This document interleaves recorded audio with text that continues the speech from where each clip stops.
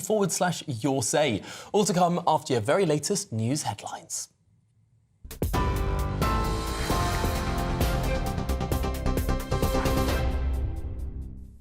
Tom, thank you and good afternoon. The top stories. Storm Bert is bringing further widespread disruption with public transport affected after devastating flooding over the weekend. Great Western Railway says it suspended services on all key routes due to flooding and fallen trees. There are still hundreds of flood alerts in place and a major incident declared in South Wales. Hundreds of homes were left underwater, roads were turned into rivers and winds of up to 82 miles per hour were recorded across parts of the UK. A new yellow warning's been issued in Scotland. The Met Office warns of heavy rain in northern parts, with the warning to last until midnight tonight. Over 300 flights have been cancelled so far, and it's only the second storm of the season. Now, bar staff will be trained to deal with incidents of drink spiking under government plans to tackle violence against women and girls. Number 10 announced that workers in the nighttime economy will be instructed on how to spot and prevent cases as well as help collect evidence under a new pilot programme to be rolled out from December. The plan is for up to 10,000 bar staff across the country to be trained by spring next year. Further details have been discussed at a meeting in Downing Street between the Prime Minister and Chief Constables, transport bosses and industry executives. Sir Keir Starmer has reiterated plans for spiking to become a specific offence, with hopes it'll give people the confidence to come forward. He told broadcasters this morning that the number of reported incidents is way below the number of cases. London's Metropolitan Police said reports of spiking increased by 13% last year. In other news, in a message to the government, the Confederation of British Industry Chiefs says ministers must work closer with businesses in future after the shock of the budget tax hikes. The CBI's annual conference is taking place today as businesses unite to warn Labour their tax rises will stunt growth. Ray Newton-Smith added that firms were caught off guard by the hike in national insurance contributions in the Chancellor's budget. Shadow Work and Pensions Secretary Helen Whately told GBNews working people are worse off due to Labour's political choices. They chose to put up public sector pay, put up the pay deals with the unions above inflation without requiring any productivity reforms.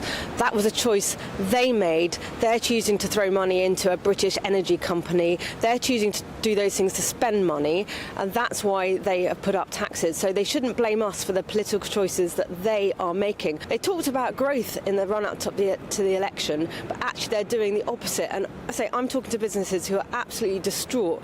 How are they going to survive 5 years of a government behaving like this? Is it this government is incompetent, or is it that they hate business? A manhunt has been launched after an 8-year-old girl and a man were seriously injured in a shooting in West London yesterday. A witness has said that a man was shooting directly into a car. The Metropolitan Police says the child, who's now in a stable condition, and a 34-year-old man who was also injured were taken to hospital after being shot in Southern Row, Ladbroke Grove, just after 5:30 yesterday afternoon. A 32-year-old woman was also taken to hospital as a precaution, but was not hurt. MPs in favour of legalising assisted dying in the UK say that the bill has enough support to pass in the Commons. The Telegraph reports that a cross-party group backing the bill put forward by Labour MP Kim Leadbeater believes it will pass if all MPs who've pledged their support attend that vote. It comes as Justice Secretary Shabana Mahmood made a strongly worded intervention in the debate, saying the state should never offer death as a service. Prime Minister Sir Keir Starmer has declined to say whether he will back the bill, arguing that he doesn't want to pressure MPs. Elsewhere, the father of a former British soldier has expressed his complete shock to hear that his son has been captured. In a video circulating online, a man dressed in military clothing identifies himself as 22-year-old James Scott Rees-Anderson and says he formerly served in the British Army or dressed in that combat clothing. He speaks with an English accent while appearing to have his hands tied. Russian state news agency TASS quotes a military source saying that what they call a UK mercenary had been taken prisoner in the Kursk area of Russia, part of which Ukraine has held since launching an offensive in August. And some sad news that Barbara Taylor Bradford, the best-selling novelist who wrote A Woman of Substance, has died at the age of 91. The Leeds-born author, who sold more than 90 million books, died peacefully at her home yesterday after a short illness, and she was surrounded by loved ones to the very end. Taylor Bradford, who was often labelled the Grand Dame of blockbusters, hit the big time when A Woman of Substance was published in 1979, making her an overnight success. And she was often labelled that Grand Dame of blockbusters as a blockbusters book, selling more than 91 copies to date and having been published in more than 40 languages and in 90 countries. And those are the latest GB News headlines for now. More news in half an hour.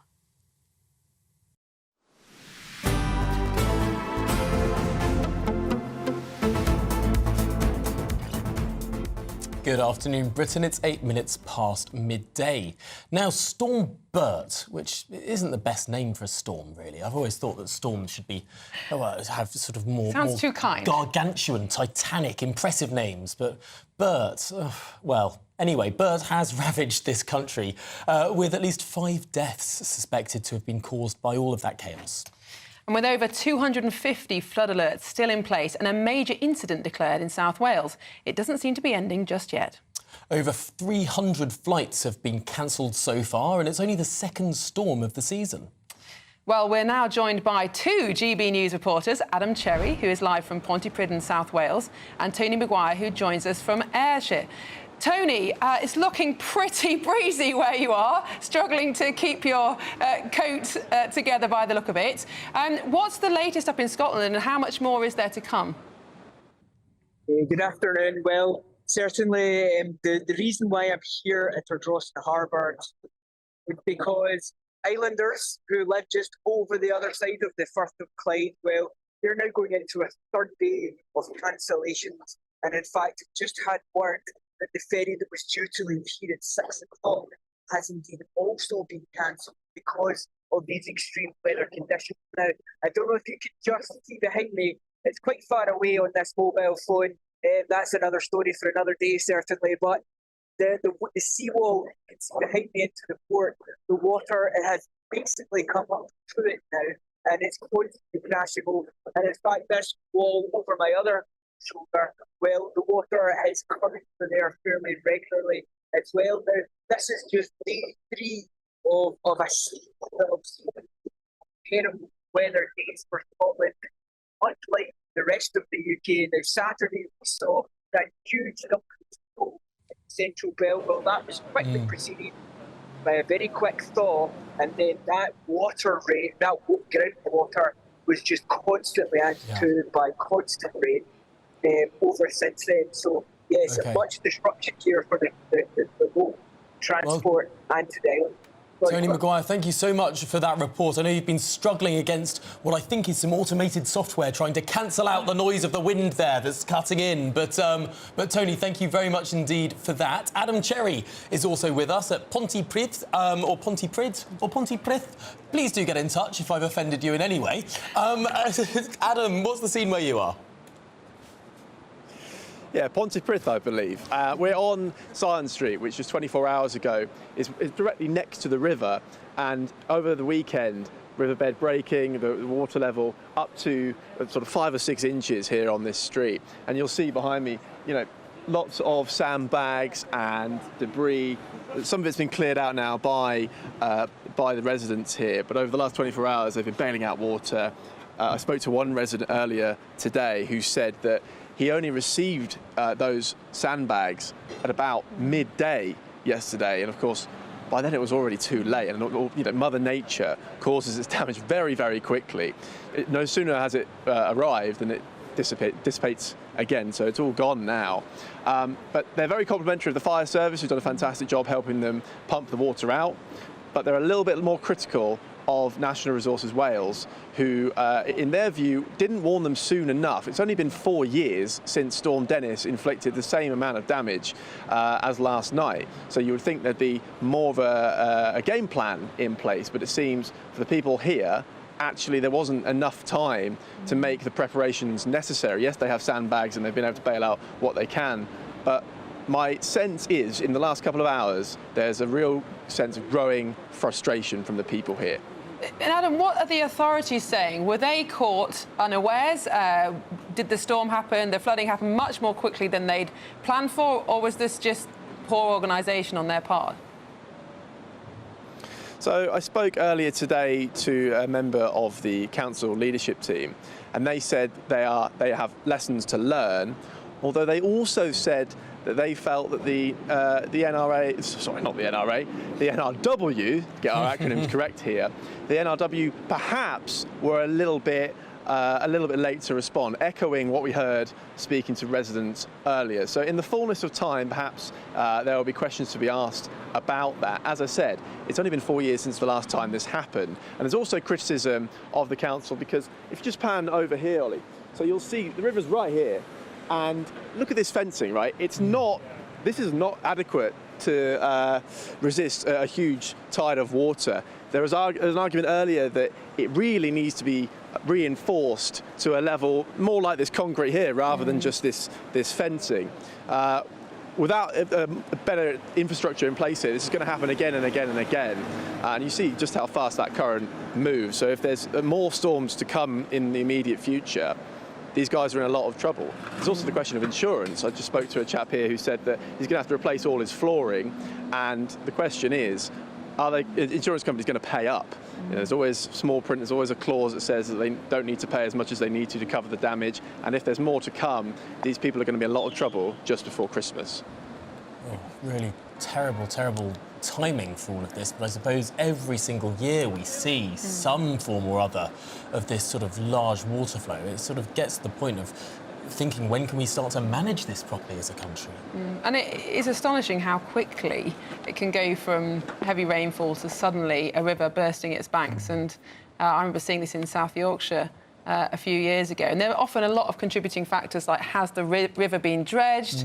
Sometimes balancing reservoirs have been over-emptied. I mean, there's often a lot of different contributing factors. It's very hard to predict. But yeah, some fairly simple measures that can be taken, flood barriers and things like that. Well, thanks very much indeed to both Adam Cherry and earlier Tony Maguire, who joined us braving the elements out there for us.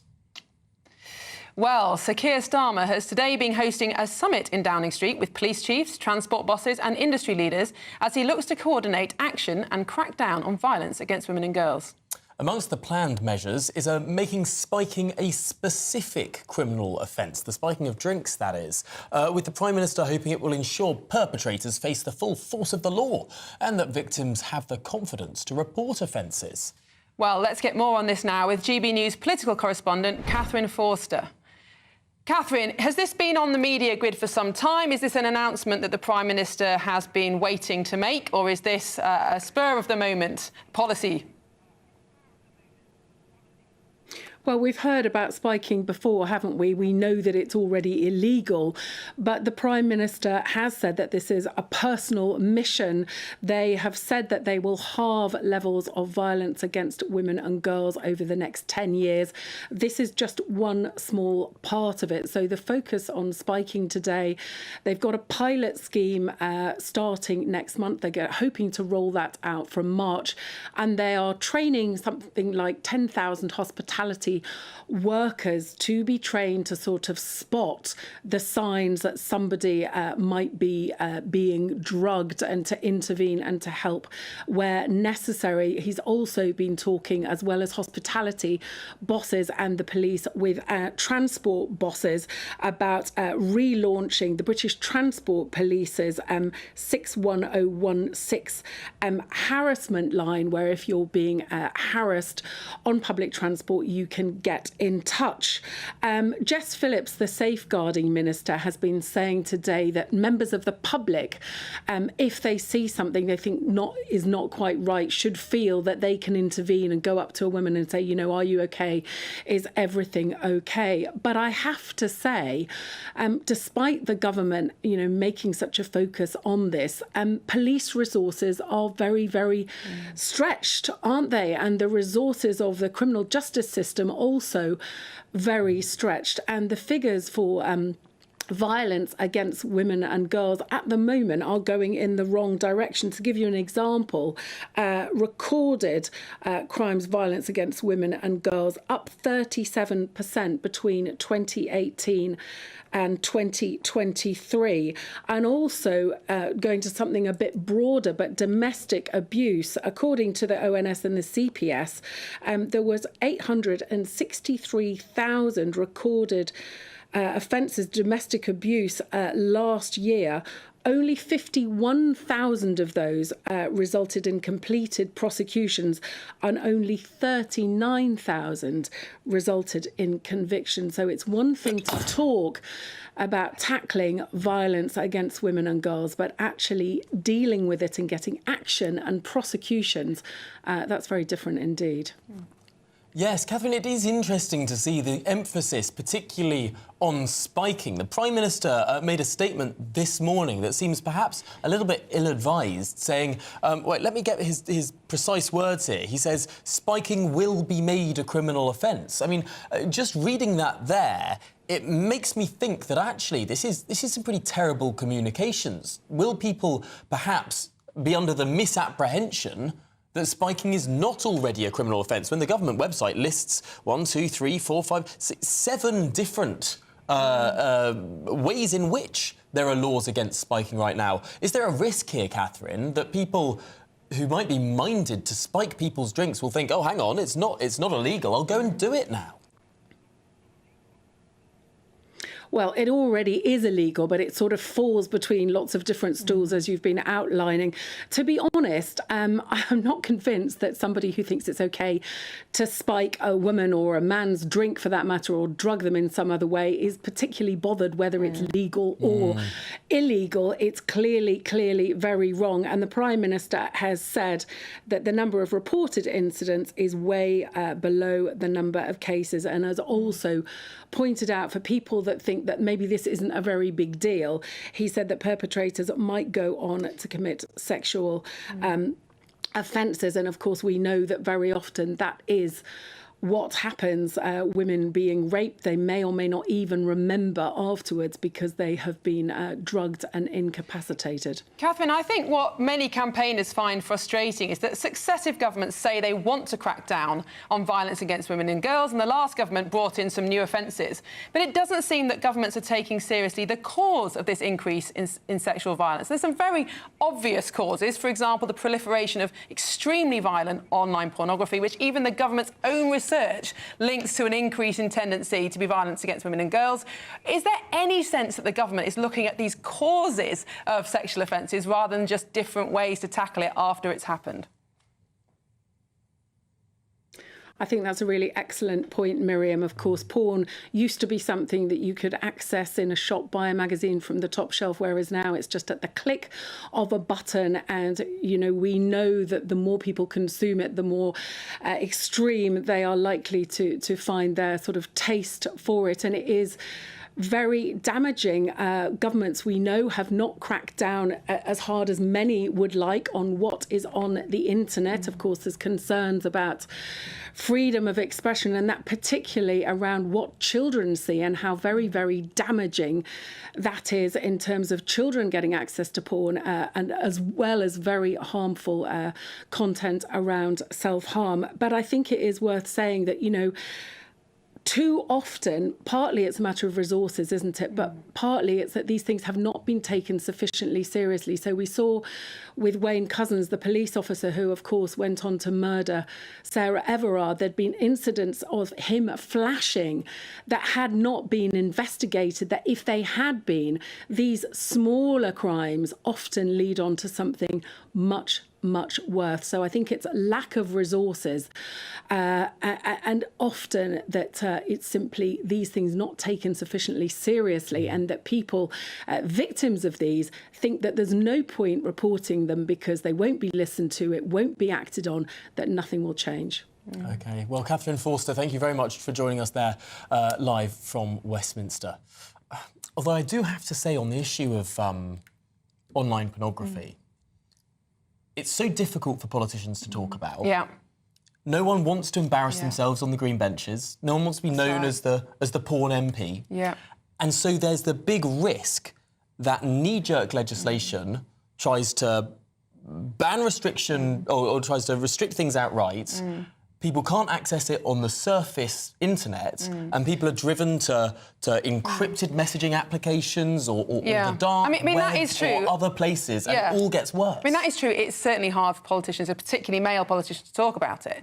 But there is a potential solution to this, which is we have very, very strong laws for what you might call offline pornography, DVDs, other material, that's regulated by the BBFC. And there are certain things, which I won't say live on air at lunchtime, that are just illegal. Anything that looks non-consensual, all these other things, that are just illegal and cannot be distributed. But those laws just don't apply online. And I think that would be a very, very easy fix, that you just bring in exactly the same laws that have served us well for a very long time on offline pornography onto online. It would stop people being drawn into criminal activity. Although I think that there would have to be a difference there, because obviously the offline world, there's a very strict 18 cut-off. Now, we all know that that's never abided by. Well, you can't walk into a video shop. We all know that 17-year-old boys get their hands on magazines. Well, indeed, or got their but hands on there's magazines. such a difference between dodgy magazines and the kind of things that people are viewing. But the risk here is that if you say no one can access this stuff at the age of unless they're at the age of 18, then the only thing that people who are 17-year-olds can access is the stuff that isn't regulated, is the stuff that is illegal. Yes, but that's exactly the same argument with alcohol. You ban alcohol for under 18s, it stops 90% accessing. Yeah, you're still getting 10%. It's not perfect, but it's a lot better than we have now. Oh, it's a lot worse in the United States, though, where, of course, people have it illicitly. I'm sure but it is illegal for under 18s to watch pornography. It is. It is, but that's not followed. No, but it could be if we had proper age verification. I don't think it would ever be followed. It's never been followed. I think we can. The legal age for having sex is 16. Yeah, but again, it's an indication, isn't it? And you can't get a bank account if you're under 18. You try and get a bank account without being able to prove your age. Why should you not have to do the same to go on a pornography website? People will find a way. I think you underestimate the ingenuity of 17-year-old boys. Some people will find a way, but 12-year-old boys won't come across it by mistake. And that is what we've got to stop. Well, yeah, I think there's a big spectrum there between 12 and 17. But that's the average age of watching violent pornography, that's what we've got to stop. Well, much more to come on Good Afternoon Britain. Next, the CBI, one of Britain's most prominent business groups, will set out their criticism of Rachel Reeves and her budget. What could they say? That next.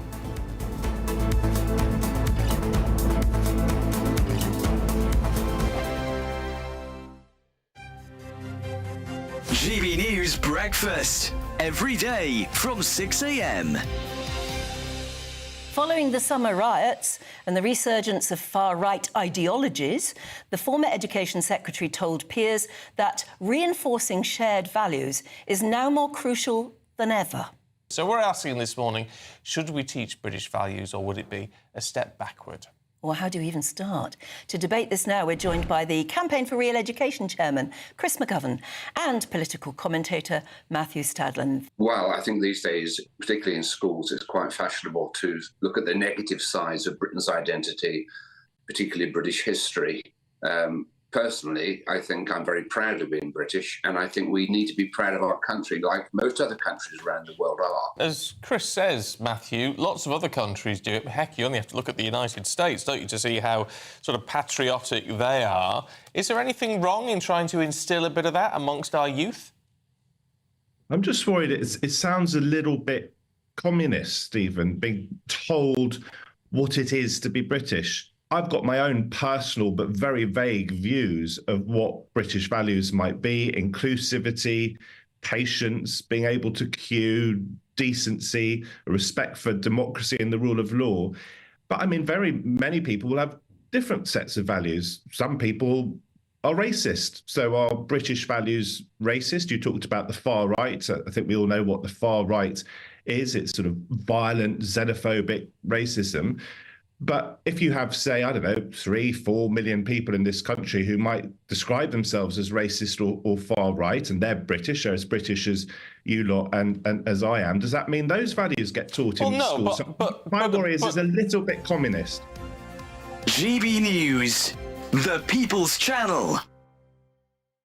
If you want your news to be straight talking... This is a nightmare for the Conservatives again. Down to earth. It's not just Nottingham where this is happening, is it? And most importantly, honest. Hard-working, middle-class taxpayers, they'll get the book thrown at them. Then catch me, Martin Daubney, Monday to Friday, 3 till 6 p.m. on GB News, Britain's news channel.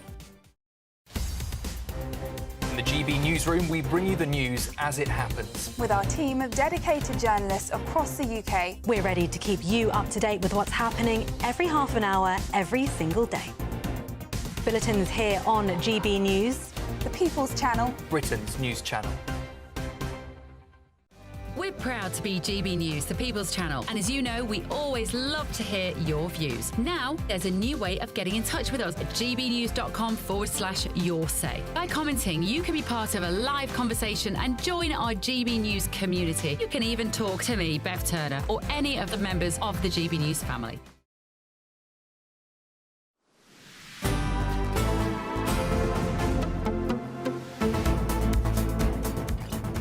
Good afternoon, Britain. It's 28 minutes past midday, and it's one of the most special days of the year. Why? The CBI, that's the Confederation of British Industry, are holding their annual conference. Well, we can hardly contain our excitement here. But actually, it's a very significant event because of course, Labour spent a long time before the election trying to win business confidence, to say there'd be a good government for business, for growth. And now business are getting very nervous indeed, aren't they? Absolutely. And we do make light of it. But this is a significant moment. Every year, the Chancellor of the Exchequer makes a speech at this conference. Some years the Prime Minister has made a speech at this conference to set out their approach to business. And there's been a love-in. Well, before the election, there seemed to be a big love-in between the CBI and the Labour Party. But now in government, there seems to be a real frostening of that relation. And their key concerns seem to be around the changes to national insurance for employers, because I suppose the slight increase in percentage is bad enough, but the fact that they're now taking millions of people into national insurance that weren't there before by lowering the threshold is obviously having a significant effect on businesses in retail and things like that. Well, our man on the ground is Christopher Hope, our political editor. He's there at the conference. Christopher, what's been said so far? Hi, Tom. Yeah, I'm in number 10 Downing Street right now. I've been at the PM's official spokesman's briefing. But earlier we heard from Rain Newton-Smith, and she was very clear. She felt that businesses can't be used as a kind of have taxes dumped on them. She said that profits aren't used to put into a pillow and kept for a rainy day. They are used to employ people and to get growth. And she implored the government not to do any like that raid on corporate Britain we saw in the budget again. Number 10 have just now told us at GB News that that was a once-in-a-parliament moment to wipe the slate clean. They said that meant taking difficult choices, but they put our country's finances on a firmer footing, and the alternative was austerity. I should say also we asked the Prime Minister's spokesman, Tom and Miriam, about this 2 million strong petition in 48 hours for a general election. We were told in no uncertain terms, no, there won't be another general election, at least not in the short term, and certainly not on this government wanting to do one in the short term. They said simply that Sir Keir Starmer also has told ITV's This Morning programme already that he feels that he's got work to do to convince the millions who didn't vote for Labour back in July, but no plans for a general election in the short term. Suffering a decline in confidence from business, and that's what we're going to be hearing from the CBI today, but also from the general public, and that's why we've seen this petition grow so extraordinarily over just a few days. But the only people that Sir Keir Starmer really needs to retain the confidence of is his backbench MPs in order to have a stable parliament. Do you get any sense that he's worried about feeling amongst his backbenchers? Certainly the PM has not been around much. I've been very privileged to be on the flights with him to Baku last week, rather 2 weeks ago, of course, and last week to Rio de Janeiro. He has been travelling a lot. I think it's 26 days out of 77 since the beginning of September. So clearly he's been travelling a lot. But there's reports over the weekend saying he's going to be stick to the knitting now and be more in the UK and focusing on people. I have met some Labour MPs concerned they can't get any FaceTime with the Prime Minister. That's not a surprise given the scale of Labour's win back in July. He's got to get around the groups. He's meeting them currently in regional groups when he can, but certainly that idea of putting an arm around Labour MPs might be appreciated. This week's a big week for this government with the assisted dying bill. This is a private member's bill which is voted on Friday. What's interesting is just now in the in the lobby briefing with the PM spokesman, we're told the government will not do any attempt to publish the impact of what MPs are voting on until after they've voted. So rather confusingly, it might seem to those who don't work in Westminster, MPs will vote on whether to legalise assisted dying without the evidence to work out if what they're doing is right. Wow, well, some weighty topics to discuss there. Christopher Hope, thanks so much for joining us live from Downing Street, rather than the CBN office. I have to say, though, this is a really interesting point, that the Prime Minister has been away for so much of his early time in office. I've just finished reading Boris Johnson's autobiography. Oh, yeah. Unleashed. And what's it called again? Unleashed. And one of the things... That's Unleashed. And one of the things that he says is that he thinks COVID was one of the reasons that, well, you and your colleagues became so distant from the Prime Minister, they couldn't see him face to face, but also all the international trips. I mean, Parliament voted for the Privileges Committee investigation while Boris Johnson was away in India. I mean, so often the trials and tribulations happened when he was away. I wonder if that will hurt Keir Starmer as well. That's a very interesting point, although I suppose the other aspect is better to be away now at the beginning of the government when, in theory, your Parliament is fairly stable than to do it towards an election. Anyway, lots more to come, but we have got your news headlines coming up with Tatiana now. And we should say that we'll be speaking to the man who started that online petition calling for that general election after your news headlines.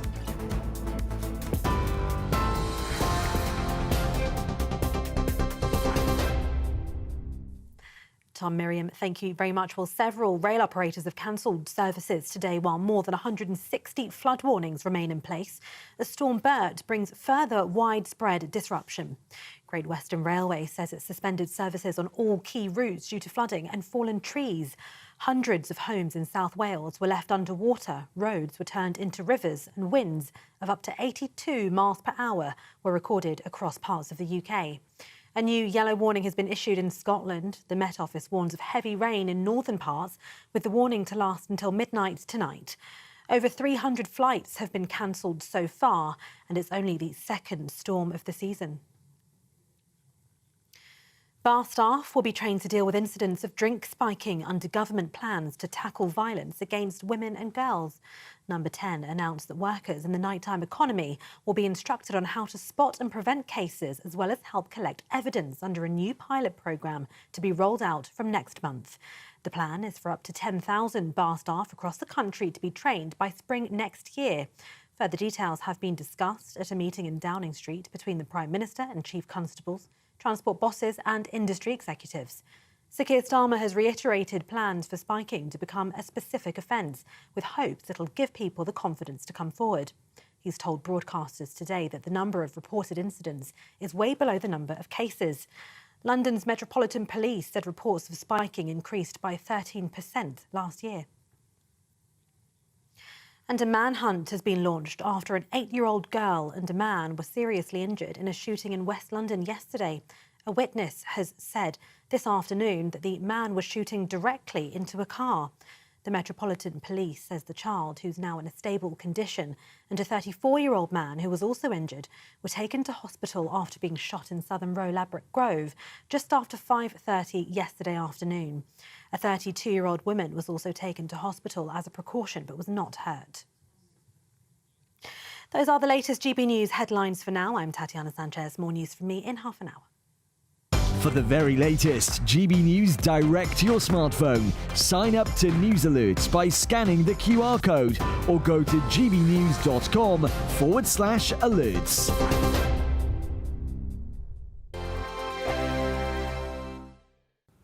Hello, good morning. Welcome to your GB News weather update from the Met Office. It's another windy day on offer for many of us today, with sunny spells and showers, these merging into longer spells of rain at times too, and it is going to be feeling chilly today. We've got Storm Bert just to the north of the country, which brought the impacts over the weekend, still bringing in some rain and some windy weather, particularly across northern areas. But across the south and southeast, it's generally going to be a much brighter day if you compare it to the weekend. Still plenty of showers across the country though, particularly in the west around coasts, though some moving inland at times, and these merging into longer spells of rain across Scotland too. Still with those blustery winds continuing. Temperatures round about average for the time of year, but still feeling chilly across the far northeast of Scotland. Now, heading into this evening, we are still going to see plenty of those showers, as I say, merging into longer spells of rain at times across Scotland. Heavy at times, generally falling as rain, though we still could see some sleet and snow above high ground. Still plenty of blustery winds here too. Plenty of showers feeding in across Northern Ireland, northwest England too. Driest and brightest across the far eastern of parts of the country. Wales and southwest England also seeing plenty of showers move through this evening. But generally there are going to be some clear spells overnight, particularly across the Midlands and southeast England, and with winds lightening off, we could even see some fog develop overnight. But there are still plenty of blustery showers feeding in around western areas and northwestern coasts of Northern Ireland and Scotland. So overnight, under those clear spells, it is still going to be a chilly night on offer, but generally winds easing away with clearer skies. Could even see a little bit of frost by the time we reach the morning. Now, as we head into Tuesday, once again, a brighter day overall for many of us. There are still a few showers around at times around Northern Ireland, northwestern England, still around coasts of Scotland. But elsewhere, many places should see lots of dry weather, plenty of sunny spells, and with average temperatures, should feel rather pleasant for the time of year. Bye for now. The latest GB News travel. Northbound on the M1, queue in traffic to earlier debris on the road from 32 for the M18 interchange to junction 33 for Sheffield and Rotherham.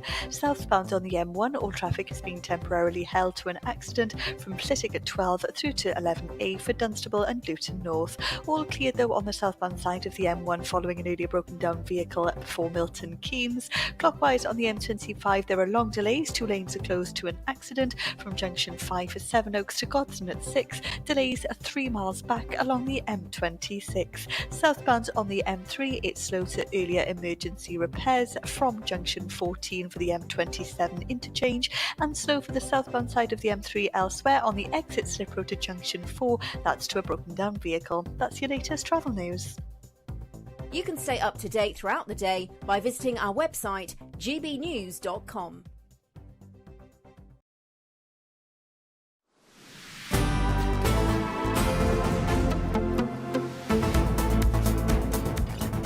Good afternoon, Britain. It's 39 minutes past midday. Now, not another one? Well, many Brits are indicating their disappointment with the current Labour government by signing a petition calling for yet another general election. Well, despite going to the polls 5 times in the last 10 years, hundreds of thousands want another election after a petition was launched accusing the Prime Minister of going back on his manifesto commitments. Well, currently the petition is at over 2 million signatories. 2.1 million signatories is just 5,000 away. Look at that tick up, second by second. But the Prime Minister has ruled out any return to the polls within the next few years. Well, joining us, the creator of the petition, Michael Westwood. Michael, thank you for joining us. Now, am I right in saying you don't have any previous political involvement? You've not started a petition before. What sparked you to do this? No, that's correct. I've never got involved in politics whatsoever. I've never done a petition in my life. I just got sick of hearing the lies coming from Labour and thought, OK, how do we express ourselves in the correct manner as a public? And this is where I come across the petition form online, dropped it on there hoping that people would pick up on it. And, yeah, it's gone better than what I anticipated, to be truthful. Yes, I know you've spoken to the Express newspaper in the last day or so, and you said that you only sent this petition to a couple of friends on WhatsApp, and it just simply ballooned from there. How on earth did it happen? Yeah, that's correct. I sent it to a group of people on WhatsApp, expecting them to pass it on to family and friends. And I did say to my wife at the time, if I can get 1,000 votes, I'll be chuffed. And literally, I think Elon Musk tweeted it out. It's made a bit of an impact, along with other people in the UK. And yeah, like I said, I think people are passionate about this. I think people feel betrayed. So, yeah, I think everyone's got behind it for the right reasons. Now, of course, you should get a debate in Parliament because of so many signatures. It'll be interesting to see MPs debating this. Will you go along and watch the debate? If I was invited, I'd love to go. Truthfully, I don't think they will debate it because I think they're scared to hear what people actually want to say. I think they're going to avoid this as much as they physically can. I think Keir Starmer's already tried to dismiss it this morning, from what I've read online. So, yeah, I can't see him debating it, but we can only hope, can't we? Well, Michael, Sir Keir Starmer has commented on this petition in the last hour or so. Take a listen to what he had to say this morning.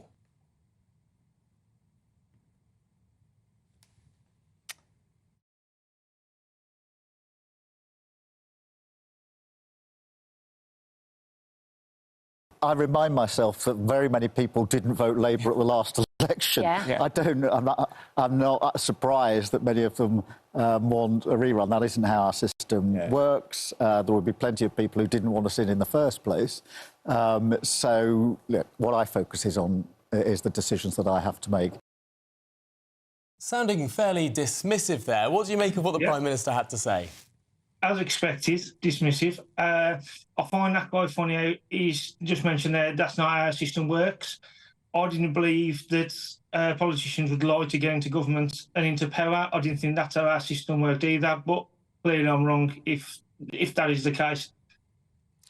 I mean, Michael, he does have a point in a sense that one of the reasons our democracy has been so stable for so long, regardless of what you think about the current incumbents, is that we do have general elections relatively infrequently, and then we give MPs the mandate to do what they want, quite frankly, with the threat of being unelected the next time round. Of course, it's very important to make voices heard, and this has been a very successful petition. But do you really think it would be helpful to have a general election right now? Truthfully, yes, because I believe he's currently sitting in the role that is obtained from line. It was put out to us that it was fully costed what they was going to be bringing to the table. There was going to be no tax rises. The complete opposite has happened. Now, the public voted on what they were told was going to happen. If the opposite then happens, then I believe the public should then get another say. It's at the end of the day, it's the working man's money that they are currently investing back into the country, and it's scary what they're doing with it, if I'm being truthful. Now, of course, we're only 5 months into this parliamentary term. Was there any specific trigger that led you to create this petition? I understand that you are a pub owner. The owner of a pub that sells some of the cheapest pints in Britain, which makes me an enormous fan of you. But was that something to do with the reason why you created this petition? Just as a small businessman, really, as a small business across the UK in general, are extremely worried about the budget that was brought out, the increase in minimum wage. I don't know it is great for people on minimum wage, but the reality is it's going to bring a lot of job cuts next year. Now, Labour promised us growth, and some people bought into it and foolishly voted for that, for them to come to power thinking they bring the growth to the UK. The reality is inflation's going up and the minimum wage increase is going to go up next year. The NI changes hit hard as well. So the reality is there are going to be major job cuts next year. You will see it across the UK without doubt. Well, Michael, thank you so much for joining us. Let's see what dizzy heights that petition gets to. We're nearly at 2.1 million. And maybe speak to you again in a few weeks' time about it. Thanks for joining us. Crossed. Thank you. Right, that was Michael Westwood there. Not only a petition starter, but also someone who sells pints for £2.30. Indeed, he knows what he's doing. £2.30. Oh, of course, this is fascinating and it's an amazing expression of democracy, and let's see if we get a debate. But of course, the increase in minimum wage was in the manifesto. The changes to public sector pay, they were in the manifesto. And the last government broke lots of manifesto commitments as well. Yeah, and you know, I'm not saying it's a good thing at all, but if every time a government failed to deliver what some people wanted, we had a general election, we would not be a stable democracy as we are now. Yeah, I suppose that's the system, isn't it? You know, you can get as miffed as you want to, but ultimately our time to vote this government out, if that's what we choose to do as a country, we elect MPs, at the end. And then they have to use their votes during the Parliament. But anyway, we shall see. There'll have to be a debate in Westminster Hall, won't there? There will have to be a debate. We will be tuning into that. Probably on a Monday afternoon. It probably will be, or a Friday.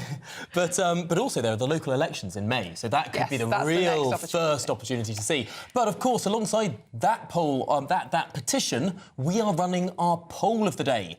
We're asking, do you want another general election now? The result will, of course, be announced later, as always, in Martin Daubney's show. And you can vote in this poll by going to gbnews.com/poll.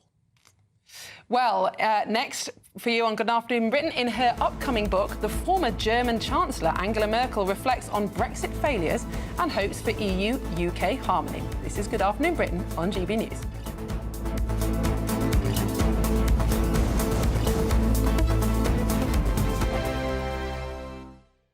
Headliners. Tomorrow's papers tonight, every night from 11 p.m. This is The Guardian. They've announced they will no longer post content on Elon Musk's social media platform X, or as it's still known by everybody, Twitter.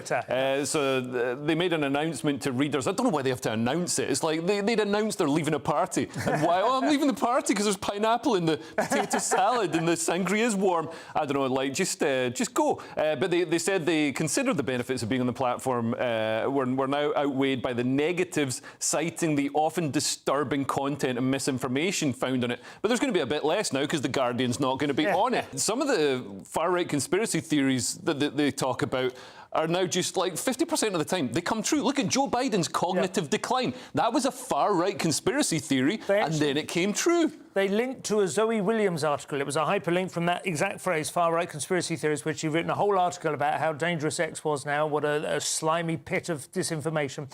And one of the examples she gave was the far-right conspiracy theory that Algerian boxer was actually intersex, which is absolutely... And it was like, she was like, sued, Elon Musk was named in the libel trial. If you're really bothered about what X is like, spend more time tweeting back, disagreeing with people, get stuck into the argument. They could appoint a specific ex-correspondent, couldn't they? They don't have to have the whole newspaper there. It could just be their champion. The Guardian were worried about misinformation that influences elections. They should have left in 2020 when Twitter, under its previous owners, colluded with the Democrat governments, colluded with executive branches of the government to suppress the Hunter Biden laptop story. It was classed as fake news. It was actually completely valid and true. And if they want to change people's minds and, make everybody better and more socialist, surely the people like me who are on Twitter are the ones they need to convince. So stay on Twitter and convince me. GB News, the People's Channel. Hi there, I'm Michelle Dewberry, and I'm going to take a second to tell you all about my show, Dubes & Co. We start off with the issues of the day. We then bring in both sides of the argument. We get rid of the disrespect. And then you throw me into the mix. And trust me, I'll tell it exactly how it is. And then, of course, the magic ingredient, you at home. We mix it all together, and what have we got? In my opinion, the best debate show in town. Monday to Friday, 6 till 7 on GB News, Britain's news channel. It's Patrick Christie's Tonight, and here we do things differently. It's explaining the absolute madness of this, doesn't it? It's explosive. I mean, this is very good. It's lively. 850. Your government sat there, Sean, and it did nothing. It's controversial. And the Middle East has been in turmoil since before I was born. It's everything you need to kickstart your evening. Everyone's had their Weetabix tonight. I love to see it. That's Patrick Christie's Tonight, weeknights from 9 p.m. Only on GB News, the People's Channel, Britain's news channel.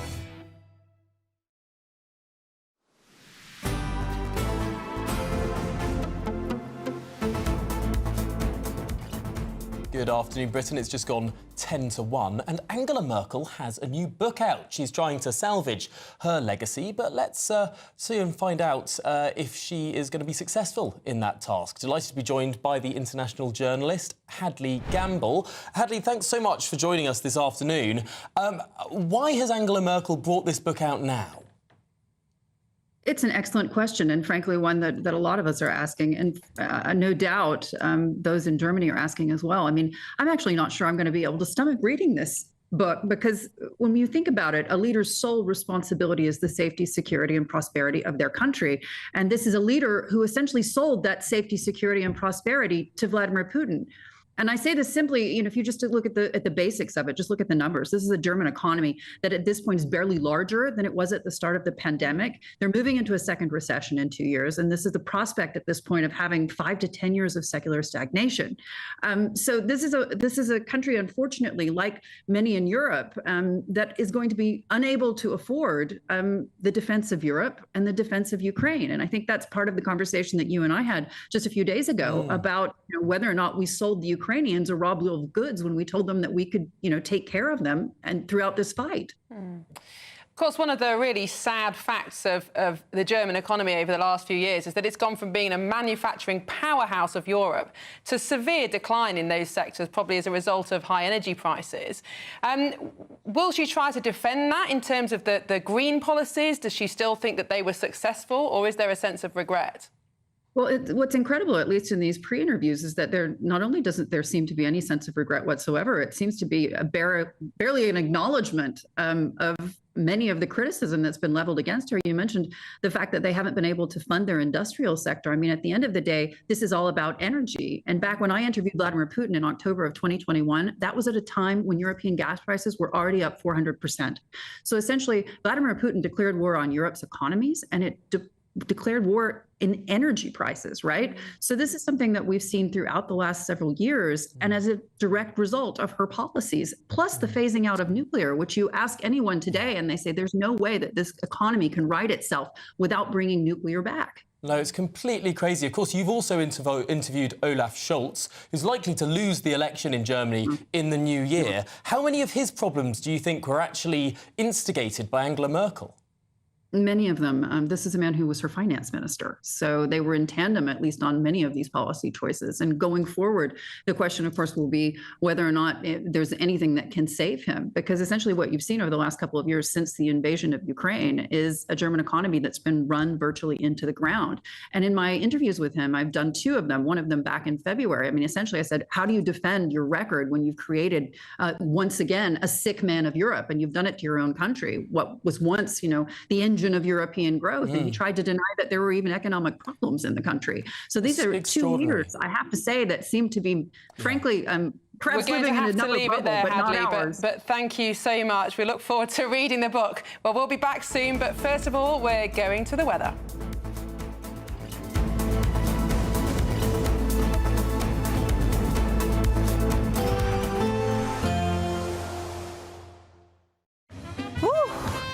A chilly start will give way to a lovely, warm afternoon. Boxed heat pumps, sponsors of weather on GB News. Hello, good morning. Welcome to your GB News weather update from the Met Office. It's another windy day on offer for many of us today, with sunny spells and showers, these merging into longer spells of rain at times too, and it is going to be feeling chilly today. We've got Storm Bert just to the north of the country, which brought the impacts over the weekend, still bringing in some rain and some windy weather, particularly across northern areas. But across the south and southeast, it's generally going to be a much brighter day if you compare it to the weekend. Still plenty of showers across the country, though, particularly in the west around coasts, though some moving inland at times, and these merging into longer spells of rain across Scotland too. Still with those blustery winds continuing. Temperatures round about average for the time of year, but still feeling chilly across the far northeast of Scotland. Now, heading into this evening, we are still going to see plenty of those showers, as I say, merging into longer spells of rain at times across Scotland. Heavy at times, generally falling as rain, though we still could see some sleet and snow above high ground. Still plenty of blustery winds here too. Plenty of showers feeding in across Northern Ireland, northwest England too. Driest and brightest across the far eastern of parts of the country. Wales and southwest England also seeing plenty of showers move through this evening. But generally there are going to be some clear spells overnight, particularly across the Midlands and southeast England, and with winds lightening off, we could even see some fog develop overnight. But there are still plenty of blustery showers feeding in around western areas and northwestern coasts of Northern Ireland and Scotland. So overnight, under those clear spells, it is still going to be a chilly night on offer, but generally winds easing away with clearer skies. Could even see a little bit of frost by the time we reach the morning. Now, as we head into Tuesday, once again, a brighter day overall for many of us. There are still a few showers around at times around Northern Ireland, northwestern England, still around coasts of Scotland. But elsewhere, many places should see lots of dry weather, plenty of sunny spells, and with average temperatures, should feel rather pleasant for the time of year. Bye for now. We can expect clear skies, leading to a light and warm day ahead. Lovely. Boxed Solar, sponsors of weather on GB News. It's our festive treat to you.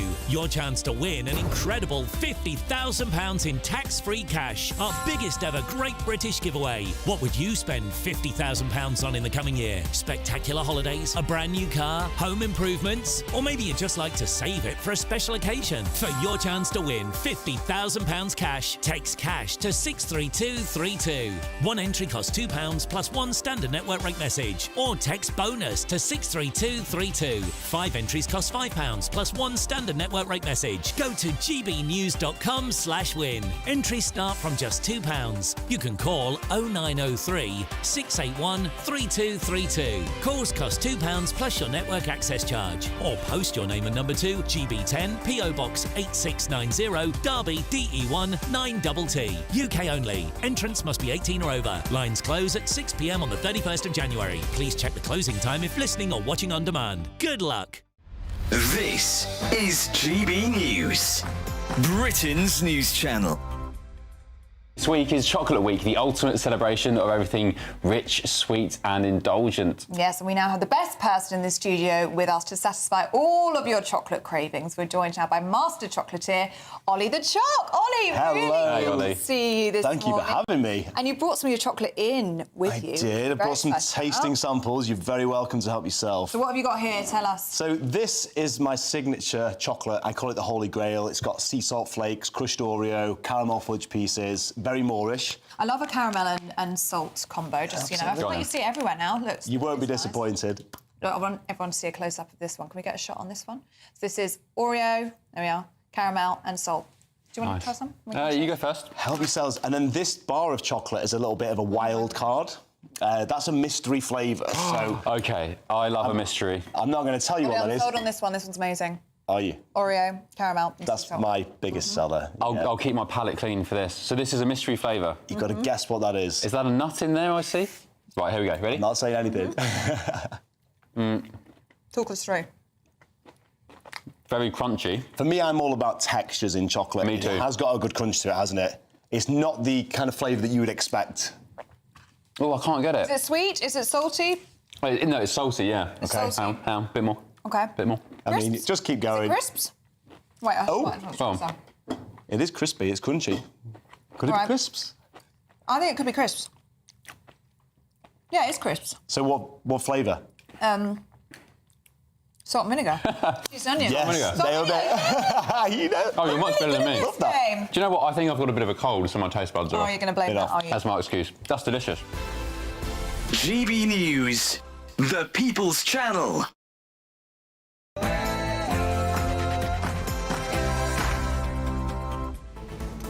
Good afternoon, Britain. It's 1 o'clock on Monday, the 25th of November. I'm Miriam Cates. And I'm Tom Harwood.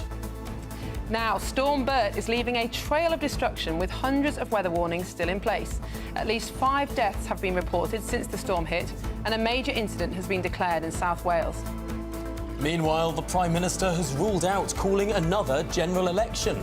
More than 2 million people have signed the petition calling for one, which now will lead to a Commons debate. And later today, the Confederation of British Industry is holding their annual conference. Chancellor Rachel Reeves will tell business leaders she stands by tax rises and point to Labour's pro-growth policies.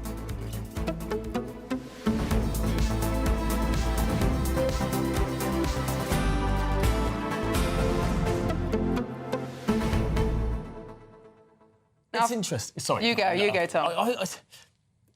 The governments always are behind in the polls after a year in office. Governments always expect discontent and unpopular policies.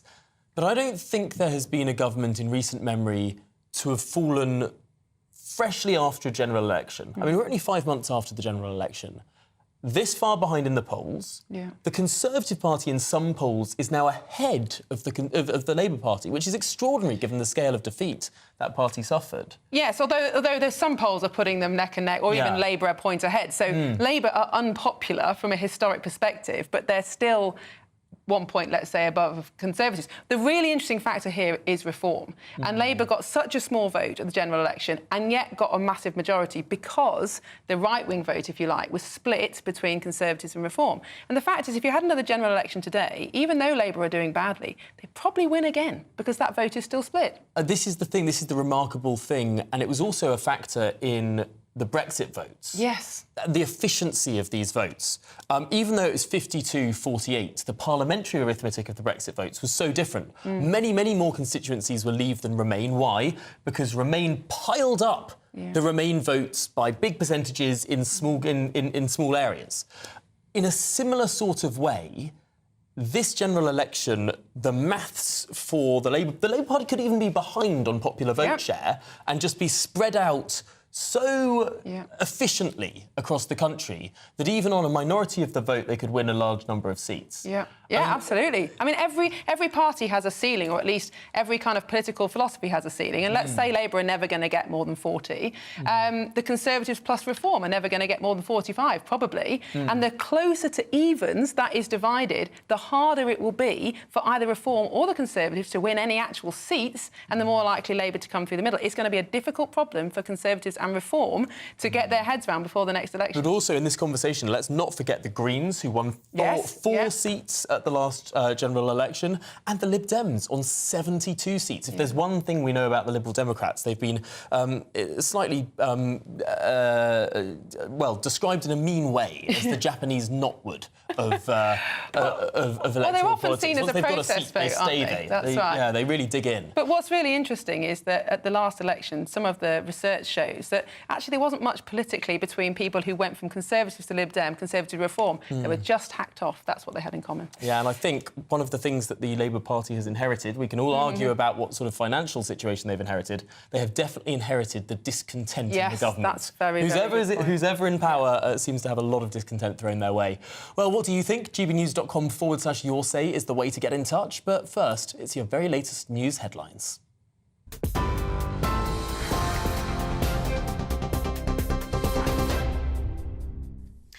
Tom, thank you very much and good afternoon. The top stories. Well, several rail operators cancelled services today while more than 160 flood warnings remain in place as Storm Bert brings further widespread disruption. Great Western Railway says it suspended services on all key routes due to flooding and falling trees. Hundreds of homes in South Wales were left underwater. Roads were turned into rivers and winds of up to 82 miles per hour were recorded across parts of the UK. A new yellow warning has been issued in Scotland. The Met Office warns of heavy rain in northern parts, with the warning to last until midnight tonight. Over 300 flights have been cancelled so far, and it's only the second storm of the season. Environment Secretary Steve Reed says the government will do all they can to assist in the aftermath. Well, I've been kept updated throughout the weekend on the situation that's going on, and I've just come out of an emergency meeting with the Environment Agency. First thing to say is I want to offer my sympathies to everybody who's been affected by these floods and how devastating it is if your home or your business in particular get affected in this way. But I'd also like to offer my thanks to the emergency services on the ground who have been out there straight away this weekend, making sure people are kept safe. In other news, bar staff will be trained to deal with incidents of drink spiking under government plans to tackle violence against women and girls. Number 10 announced that workers in the nighttime economy will be instructed on how to spot and prevent cases, as well as help collect evidence under a new pilot programme to be rolled out from December. The plan is for up to 10,000 bar staff across the country to be trained by spring next year. Further details have been discussed at a meeting in Downing Street today between the Prime Minister and Chief Constables, transport bosses and industry experts. Sir Keir Starmer's reiterated plans for spiking to become a specific offence, with hopes it'll give people the confidence to come forward. He's told broadcasters today that the number of reported incidents is way below the number of cases. London's Metropolitan Police said reports of spiking increased by 13% last year. A gunman was seen firing directly into a car in a double shooting in which an 8-year-old girl was seriously hurt.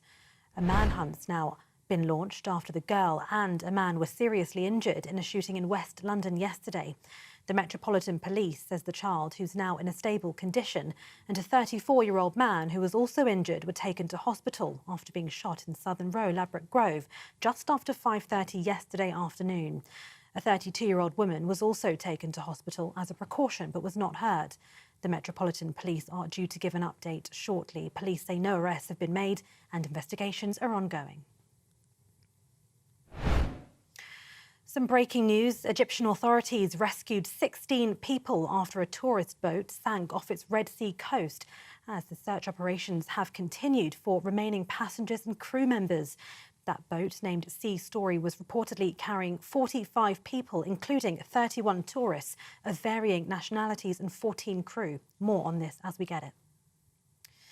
Elsewhere, in a message to the government, the Confederation of British Industry Chiefs says ministers must work closer with businesses in future after the shock of the budget tax hikes. The CBI's annual conference is taking place today as businesses unite to warn Labour their tax rises will stunt growth. Ray Newton-Smith added that firms were caught off guard by the hike in national insurance contributions in the Chancellor's budget. Shadow Work and Pension Secretary Helen Whately told GB News working people are worse off due to Labour's political choices. They chose to put up public sector pay, put up the pay deals with the unions above inflation without requiring any productivity reforms. That was a choice they made. They're choosing to throw money into a British energy company. They're choosing to do those things to spend money, and that's why they have put up taxes. So they shouldn't blame us for the political choices that they are making. They talked about growth in the run-up to the election, but actually they're doing the opposite. And I say I'm talking to businesses who are absolutely distraught. How are they going to survive 5 years of a government behaving like this? Is it this government is incompetent, or is it that they hate business? Foreign Secretary David Lammy says we'll do all that we can to offer support to a British man who's reportedly been captured by Russian forces while fighting for Ukraine. In a video circulating online, a man dressed in military clothing identifies himself as 22-year-old James Scott Rees-Anderson and says he's formerly served in the British Army. He speaks with an English accent while appearing to have his hands tied. Russian state news agency TASS quotes a military source saying that what they call a UK mercenary had been taken prisoner in the Kursk area of Russia, part of which Ukraine has held since launching an offensive in August. And Barbara Taylor Bradford, the best-selling novelist who wrote A Woman of Substance, has died at the age of 91.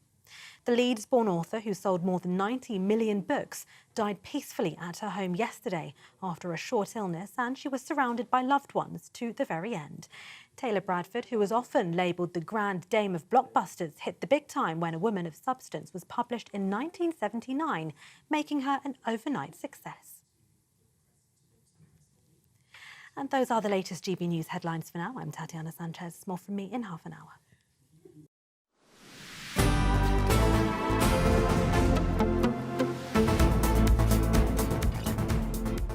Well, good afternoon, Britain. It's 9 minutes past 1, and Storm Bert has ravaged the country this weekend, with at least 5 deaths feared to have been caused by the ensuing chaos. And with 200 flood alerts still in place and a major incident declared in South Wales, it doesn't seem to be ending just yet. Over 300 flights have been cancelled so far, and it's only the second storm of the season. Well, we're now joined by our GB News reporters Tony Maguire, who joins us from Ayrshire, and Adam Cherry, who's live from Pontypridd in the south of Wales. Tony, it was very, very windy the last time we spoke to you. We could hardly hear you. You seem to be in a slightly more sheltered place now. How are things looking up in Scotland? Hello, good afternoon again. Certainly a wee bit more sheltered, although, you know, you wouldn't believe we're pressed right up against the wall right now, and this is definitely as good as the sound quality is going to get, because these winds are fierce right all the way up the west coast of Scotland, causing havoc to the ferries. Certainly disruption felt right across the Western Isles. Earlier today we were in Ardrossan, where seemingly all the ferries have been cancelled right the way up into the evening. A decision will be made some point later tonight about that final ferry today. If that ferry doesn't sail, then we're looking at about 3 days that people have been unable to get from Ardrossan and indeed Troon, a little down the coast. And they're the two ports that service the Isle of Arran. But of course, it's not just Arran. We're seeing cancellations all the way up inland towards Gourock, as well as from Oban over to the far western reaches of the country. And indeed, this is all headed by Storm Bert. You know, on Saturday we thought the Storm Bert was the culmination of a huge dump of snow felt across the north of Scotland and indeed the central belt as well. Far much more snow than anyone was expecting. And the result of that was it rapidly thawed, and that groundwater was joined by non-stop rain for about 48 hours, causing some flood warnings. The Scottish Environmental Protection Agency, SEPA, they put out warnings across Crieff and indeed here in Ayrshire where we are today. And this was all across, of course, the UK. We've heard about those incidents right up and down the country, and indeed when I left my bed at 6 o'clock this morning, I thought that this was about the aftermath, but here, standing in Ayrshire, this is very much a continuation. Well, Tony, thank you very much for that latest update. It does look like a pretty ferociously tough water surge behind you. Stay safe. Well, we're going to cross now to Wales and be joined by the head of Northwest Operations at Natural Resources Wales, Sian Williams. Sian, what's the situation on the ground there? Because Wales, particularly North Wales, has been one of the worst places hit. Yes, thank you for having me. As you say, we've had the effects of Storm Bert here over the whole of the weekend, to be honest. It effectively came in two halves. We saw the first wave across the whole of Wales on Saturday. North Wales was badly affected then. We did have a brief respite in Saturday afternoon into early evening, and then the rain, the second band, if you like, came later on Saturday and then into yesterday. And South Wales has been very badly affected through that second part as well. So the whole of Wales has been impacted more or less in one way or another, but particularly in those areas of South Wales yesterday too. Now, Sian, there has been some criticism of the authorities being too slow to warn people of the impending floods and also to deliver vital equipment such as sandbags. Do you think that criticism is fair? Is there any more that could have been done? With any event like this, one of the things that we do afterwards is to look at what happened, look at people's experiences of the event and what we can learn from it. If there are any things that we could do differently or do better, then that's absolutely things that we will be looking at. Obviously, as you've already touched on, we've been in the middle of the event in helping people, working with partners across the emergency services and local authorities through the whole of the weekend. Now that river levels are receding, we will turn to clean-up and supporting other organisations on that. We ourselves will be looking at our own assets, our own defences, repairing anything that has become damaged over the weekend, and obviously looking at exactly what happened and whether things could be done differently, as I said, or improved for next time. Because unfortunately, we are seeing more of these events happening more frequently, and it is important to be ready for it to happen again. It certainly is. What can people do to best prepare themselves for any of these sort of big surges in floods or disrupted travel or, I don't know, felled trees, all the rest of it? Yeah, absolutely. There's a few things that people can do. Obviously, the Met Office, who we work very closely with, issue weather warnings. So if there is a weather warning, if we know that there's a storm on the way, then absolutely people should be listening to the weather forecast, listening to what is likely to happen in their area. For anybody who is in a flood risk area, then, you know, if you don't know if you are, then you can check our website if you're in Wales. Obviously, there's an equivalent in England through the Environment Agency and in Scotland with SEPA. If you're in Wales, check the Natural Resources Wales website. for your flood risk, and you can register for free for flood warnings on there. It's really simple, quick to do, and it gives people that flood warning process for their local area. They can sign up for that, and that does give people an early warning of what may be happening, and obviously helps them in a situation if they are flooded to know what the risk is to them as well. Well, thank you so much, Sian Williams there, the head of Northwest Operations at Natural Resources Wales. Thank you for your time. Well, we're going to turn to cyberspace now, because a senior cabinet minister has warned that Russia is prepared to launch cyber attacks against the UK and other NATO countries. This as President Putin seeks to weaken Western support for Ukraine. Pat McFadden has also warned countries must not underestimate the threat posed by Russia and claims cyber interference could result in Moscow turning off the lights for millions of people. Well, just how much of a risk is this? Let's get the thoughts of Russia correspondent at The Spectator, Owen Matthews. Owen, I suppose the first thing to say is that the UK has been targeted in this way before. Certainly, and actually not just with cyber attacks. I mean, there have been several murders by Putin's regime of Britons on British soil. So unfortunately, we find ourselves in the position of sort of being a testing ground where the Kremlin has become used to sending messages to America, particularly. So whereas they haven't, as far as we know, for instance, poisoned anyone on the territory of America, they obviously have in Britain with Litvinenko, with Skripal and so on. And it's perfectly reasonable to assume the same logic applies to cyber attacks, is that actually Britain is a vulnerable target. I mean, frankly, all Western democracies are extremely vulnerable to this kind of attack.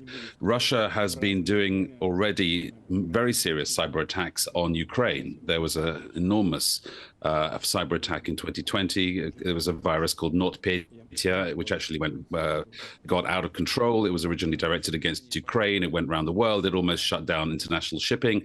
These kind of cyber attacks can take many forms, whether it's physical infrastructure, such as undersea cables, which there's strong evidence were attacked by Russia over the last week. And there's other attacks, such as hacking through vital energy systems and so on. Owen, do you think the authorities in this country take this threat seriously enough? Have there been extensive preparations to try to ward off this kind of attack, to try to defend ourselves? Or do you think the British system is just a bit too blasé against these kind of threats? I can tell you that an old university friend of mine has been working in the security services for decades. And when I asked him even a few years ago what the single thing that he was most scared about in the British sort of security picture, he said, the chip in your fridge. By what he meant is that actually, as domestic devices become interconnected, it sounds like a completely, banal and non-threatening thing. But actually, if you can, for instance, remotely switch on or off, tens of thousands of domestic devices, you can cause power surges, you can crash systems. And we already know through various attacks that have already taken place, for instance, on German energy systems, on German steel smelters. We in Britain don't have any steel smelters anymore, sadly, because the port is Port Talbot. But the German example shows that these attacks can be devastating, and once you get a virus, or once you get remote control through a Trojan horse, and there's various backdoor vulnerabilities of many of these chips, which allow a hacker, a black hat hacker, to actually gain control, and the effects are unpredictable, and nobody really knows how to deal with these things as yet, and that's a major vulnerability.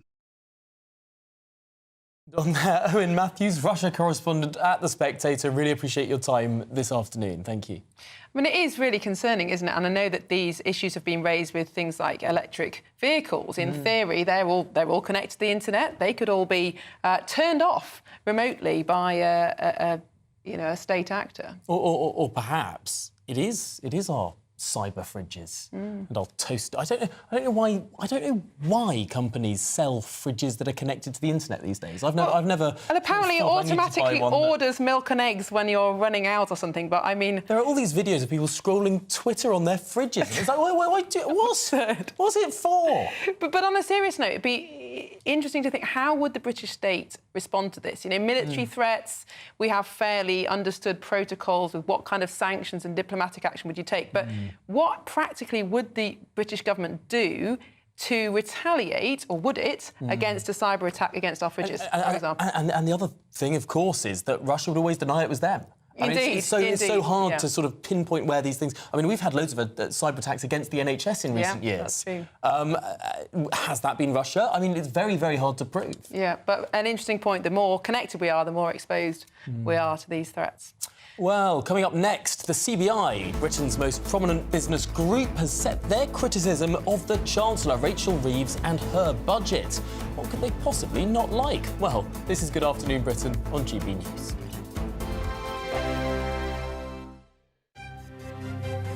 GB News Breakfast, every day from 6 a.m. Young adults spend a few years living away from home at university, those who go to university, but many then have no choice but to move back in with their parents because of the rising cost of renting.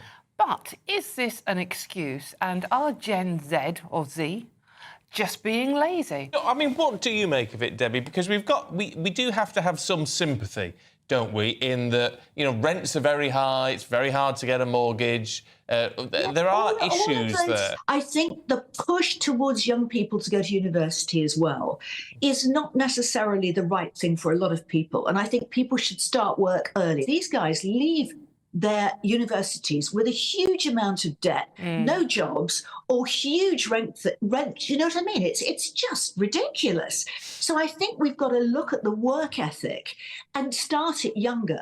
Because I think it's so easy just to move back with your mum and dad, isn't it? To speak like a Gen Zer, they would say that, well, it's OK for your generation, you had it easy. Realistically, that isn't quite that true, because a lot of people then didn't go to university. This is a relatively new thing that everybody goes to university. I have to say, what strikes me today is that you still have, amongst all these problems, not having enough money, going to university when perhaps you shouldn't be, all these sort of issues, you still get all these people saying, well, I'm going to have a year out. Yeah, I agree with you entirely. And I think the thing is, they say, oh, it was easy for you, but it wasn't really. We still had to rent places. But the thing is with this debate, Debbie, is the generation we're talking about, Gen Z, who we're accusing of being lazy, have been raised by our generation. Yeah. So what have we done wrong that, if they are lazier, has made them like that? GB News, the People's Channel. I'm Christopher Hope. From pop stars to politicians, I'll interview anybody in a pub who's got a political opinion. Join me every Friday on Spotify, Apple Podcasts, YouTube or gbnews.com, or wherever you get your podcasts. This is GB News, the People's Channel. If you want your news to be straight talking, this is a nightmare for the Conservatives again. Down to earth. It's not just Nottingham where this is happening, is it? And most importantly, honest. Hard-working, middle-class taxpayers, they'll get their book thrown at them. Then catch me, Martin Daubney, Monday to Friday, 3 till 6 p.m. on GB News, Britain's news channel. Join me, Nana Akwe, for an informative, interactive news programme with a difference. It's fun. No, he didn't say that, though. I'm so surprised. I think there's an element of truth to that. Join me from 3 p.m. every weekend, only on GB News, Britain's news channel.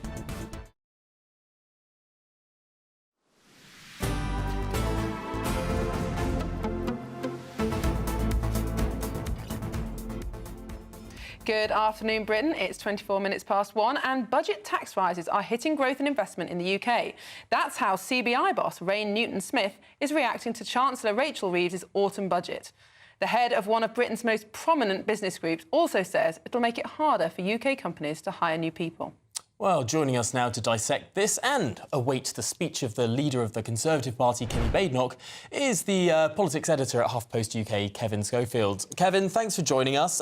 This is a pretty significant moment not because the CBI is speaking out against a Labour budget, that's happened before in history, but because in the run-up to the election, the CBI seemed to be so close to the Labour Party. This has been a bit of a painful divorce.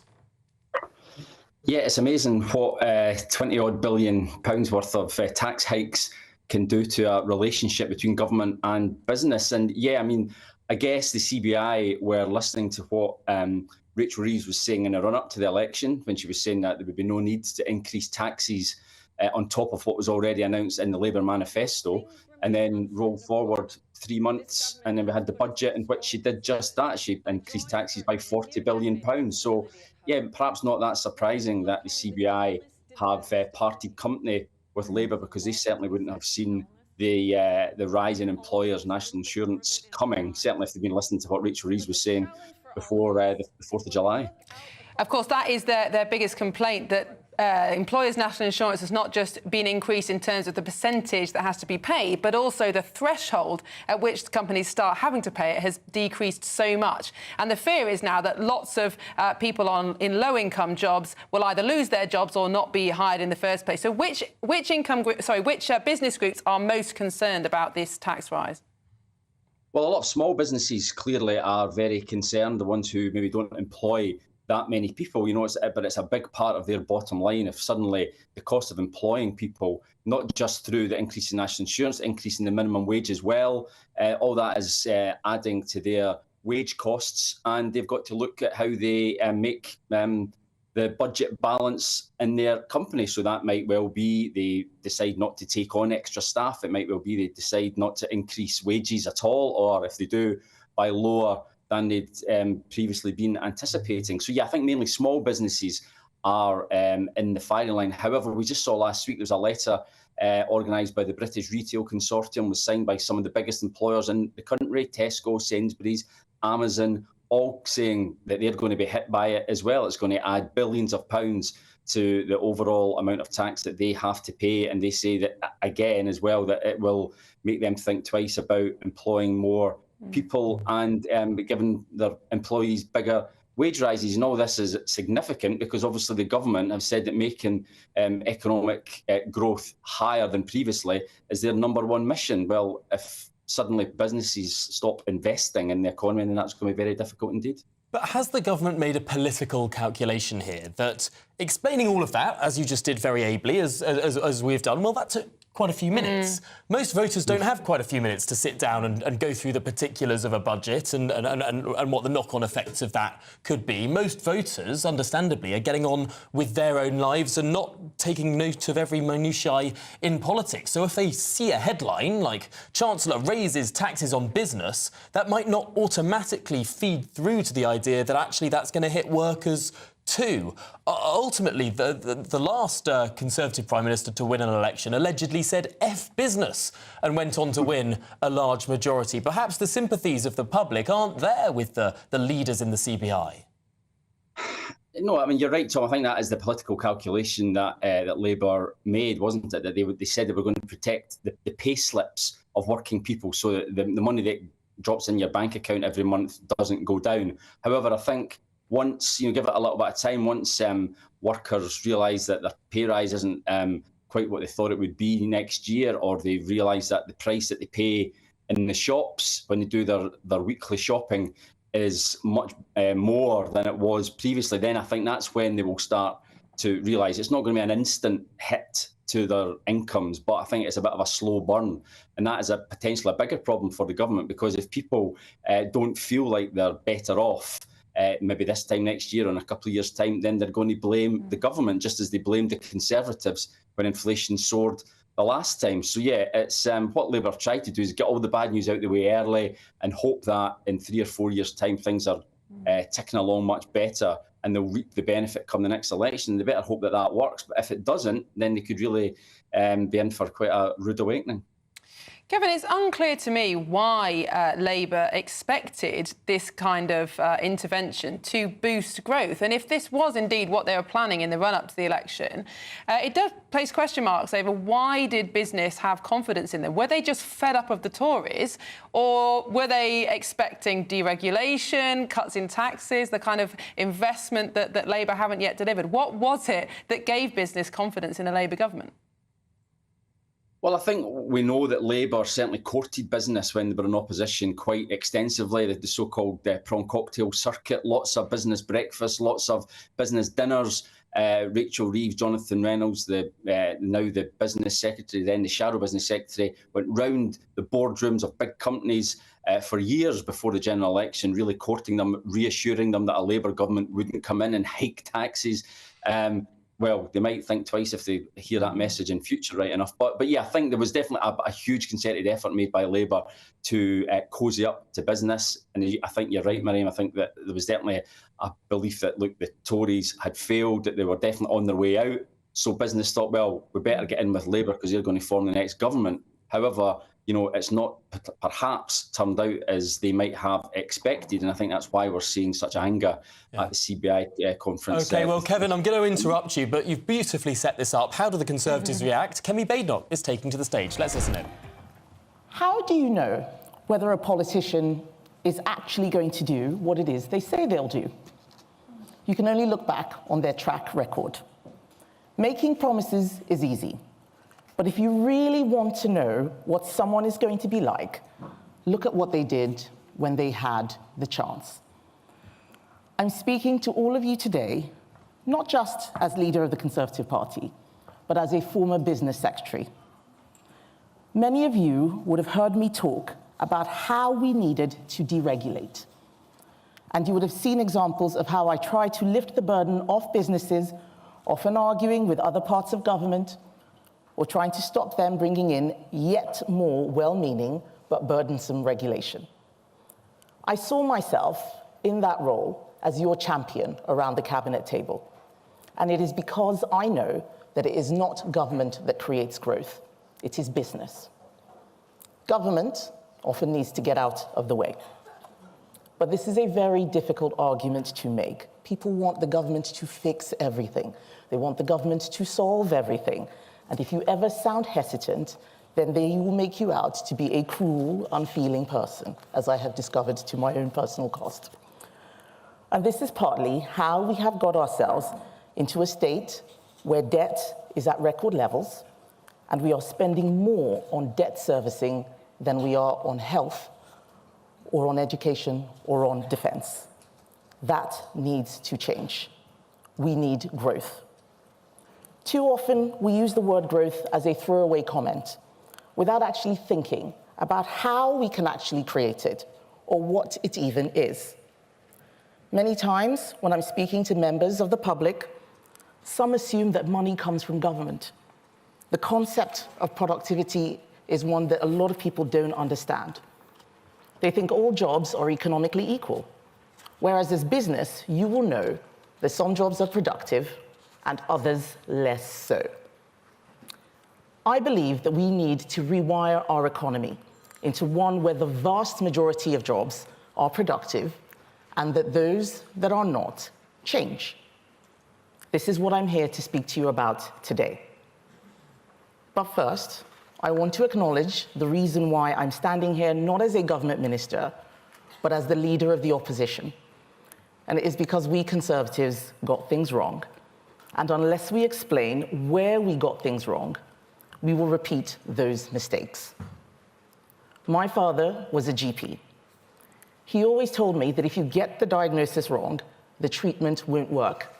You'll keep treating the patient over and over again, but they will never get better. And that is what I fear is about to happen in the UK. We haven't done the work which is needed to understand what the root causes of our problems are.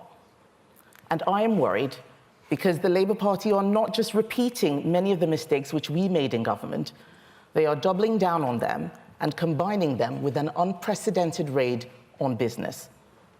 Today, we are all talking about the consequences of the budget. but we do not yet know what the full consequences of their legislative program will be, like their employment rights bill, designed by trade unions. But there is no point in me just complaining about Labour when it was obvious that we Conservatives lost the confidence of business. I was not surprised at how many people attended Labour's prawn cocktail or smoked salmon offensive last year. I know it is because you thought that we didn't understand what your needs and concerns were, and you knew we were going to lose. So as a first step to fix that, I have made sure that the two people who are in the most business-facing roles in my shadow cabinet are people who have run companies themselves, people who understand what you are about. Our Shadow Chancellor, Mel Stride, was the widely respected chair of the Treasury Select Committee. Before Parliament, though, Mel founded a successful business which he expanded into the US. Our new Shadow Business Secretary, Andrew Griffith, is a former Treasury Minister and chartered accountant. He's been a successful financial analyst and asset manager. He has serious boardroom experience. During the leadership contest, many people kept asking me, what are your policies? This was something that I resisted answering, because there is a lot that we need to fix before a party that's just started in opposition starts with new policies. I believe that we need to begin with first principles. If you're thinking about opening a restaurant, you don't start off with what the menu will be. So what are our principles? I believe that we need to have free and fair competition, not monopolies, not rent-seeking, not corporatism, but a genuine competition that allows new entrants in and those who are no longer productive to evolve or leave the economy.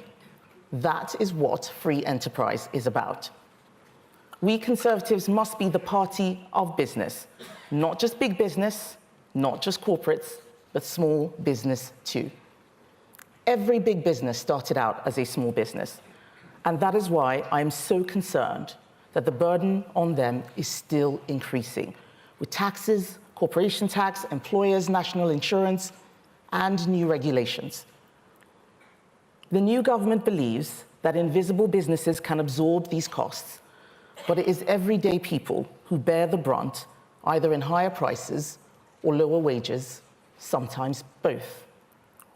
We may see the jobs which are lost as a result, but no one ever sees the jobs that never get created. So I am here to show you that I understand businesses' values. I am not here to represent business interests. That's your job. I'm here to let you know the Conservative Party shares your values. I'm often criticized for talking about capitalism. Someone once told me that capitalism is old-fashioned. I don't think so. I think it is important that we explain what capitalism in a free market environment means. Capitalism is not a dirty word. Wealth is not a dirty word. Profit is not a dirty word. But we need to start explaining how these things deliver for the people out there. People who often think that you are in it for yourselves and we, the politicians, are in cahoots. People who think that business is all about greedy fat cats, rather than people who are working hard, entrepreneurs, and those who are making life better for all of us, one way or another. Secondly, we have got to be more precise when we talk about growth. It is not just about increased GDP. It is not even just about increased GDP per capita. You can increase GDP by increasing immigration, but no one feels richer. In fact, some get poorer. You can increase GDP per capita by getting more millionaires and billionaires to move to your country, but that won't necessarily make everyone else better off. In fact, there are many studies that show even when nothing has changed, we are more likely to feel worse when we compare ourselves with those who are a lot wealthier than us. I am talking about real growth. Growth that people can see, growth that people can feel, seeing an improved environment around them, as well as having more money in their pockets to spend. Knowing that we have enough money to provide security, to protect our families, but also to protect our country in increasingly dangerous times. The bottom line is that economic growth is not the end in itself. It is a means to an end. The end is to make people's lives better. We are not the only country to suffer from low growth. It is plaguing almost all developed countries. As Trade Secretary, just after COVID, I travelled all around the world, and in Italy, Mexico, Japan, the US, Australia, France, people were talking about the same things: a higher cost of living, higher inflation, difficulties controlling mass migration. We are not alone in these problems, but we are unique in our circumstances and our ability to get things moving. That is going to require a change of mindset, and that starts with our politics. Politics needs to accept boundaries. Every day in the legislature, someone has a great new idea that sounds nice in principle, but in practice creates more red tape, more bureaucracy, more burden. The incentive for us as politicians is to keep announcing new nice things. But the way to fix things is not just about creating new laws. We must not be a bureaucratic state. We need to get a proper diagnosis of what is going wrong. Why is capital investment so low? Why is productivity still so stubbornly stalled? I have read endless reports and many reviews with all sorts of potential solutions, improving skills or getting our pensions working harder for us. And we have brought in regulations and policies to address this. And yet still, things are not getting better. I think we need to look again. So I'm not standing here telling you that I have all the answers. I am letting you know that I have seen the system from the inside, and it is broken. We are trying to fix problems with the wrong tools. We are using a mindset and a paradigm that worked well in the late 20th century, but does not work well when we have aggressive competitor economies like China and when there is rapid technological innovation, when our society is getting older and the birth rate is still too low. More quangos, more interference, more regulations, more laws will not fix that. We need to ask ourselves, what is the role of the state? What can we do to create a level playing field and allow you to go out and fix those problems? Finally, government itself must change. It must change what it does if growth is ever properly to return. We didn't address this when we were in government, and if Labour does not, they will fail. Government is going to have to learn from business about how to work better, quicker, and be more responsive. We can no longer tolerate a situation where building roads takes decades, where Treasury decision-making means railways don't get built, where the planning system stops investments being made by you and your colleagues. Over the last 2 decades, you have all had to transform your business models to account for massive societal and technological change. It is time that government does the same, because what we have now isn't working. They will tell you that there is no alternative. There is. We need an alternative strategy so we can finally unleash the power of business to make our country better. I believe in the immense power of business to do good. You may not be the public sector, but many of you deliver critical services for the public. So I will stand up for the values of business. It's time to defend free enterprise and capitalism, to defend lower taxes, less borrowing, and healthy, real competition. It's time to recognize that business is a force for change. It is time to acknowledge that to get growth, real, meaningful growth, that improves the lives of everyone in Britain, we will have to change what we all do. And that is what the Conservatives, under my leadership, are now about. Thank you.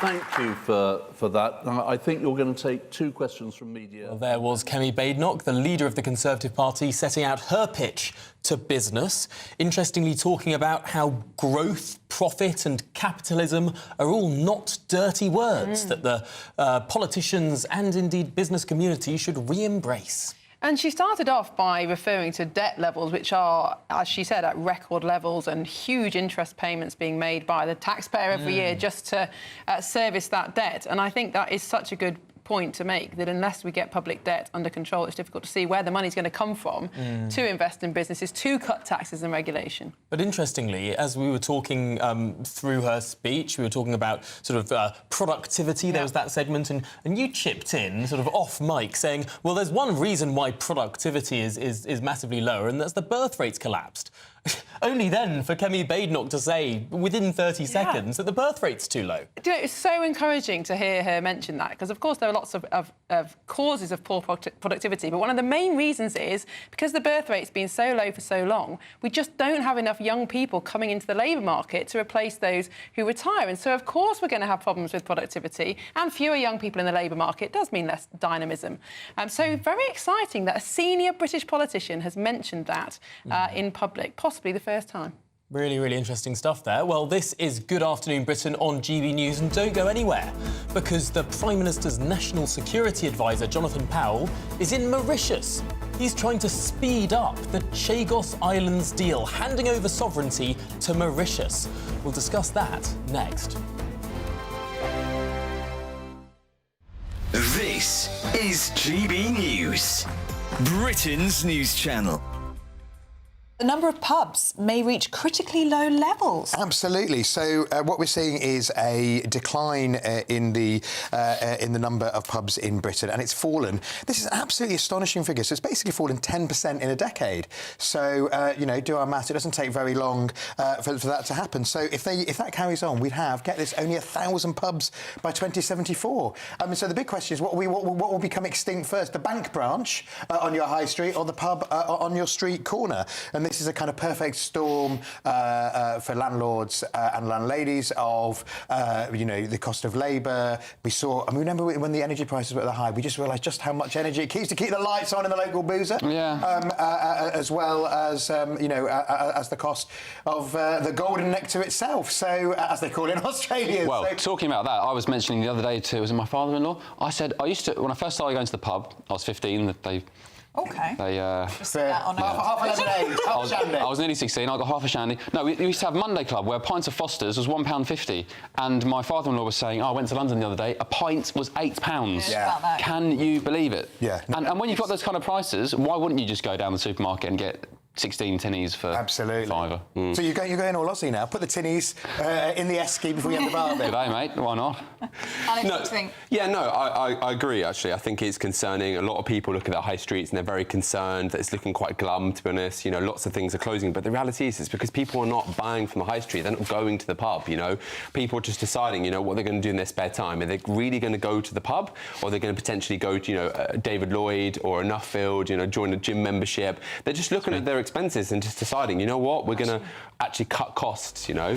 GB News, the People's Channel. In the GB Newsroom, we bring you the news as it happens. With our team of dedicated journalists across the UK. We're ready to keep you up to date with what's happening every half an hour, every single day. Bulletins here on GB News, the People's Channel, Britain's news channel. Every Saturday, 10 till 12, we'll bring you all of the news that you need to know. We'll also remind you that there is so much to smile about. It's my favourite time of the week. I get to relax, enjoy some light-hearted stories, and let Ellie teach me about fashion too. That's Saturday Morning Live, every Saturday, 10 till 12. Only on GB News, Britain's news channel. We're proud to be GB News, the People's Channel. And as you know, we always love to hear your views. Now, there's a new way of getting in touch with us at gbnews.com/your-say. By commenting, you can be part of a live conversation and join our GB News community. You can even talk to me, Bev Turner, or any of the members of the GB News family.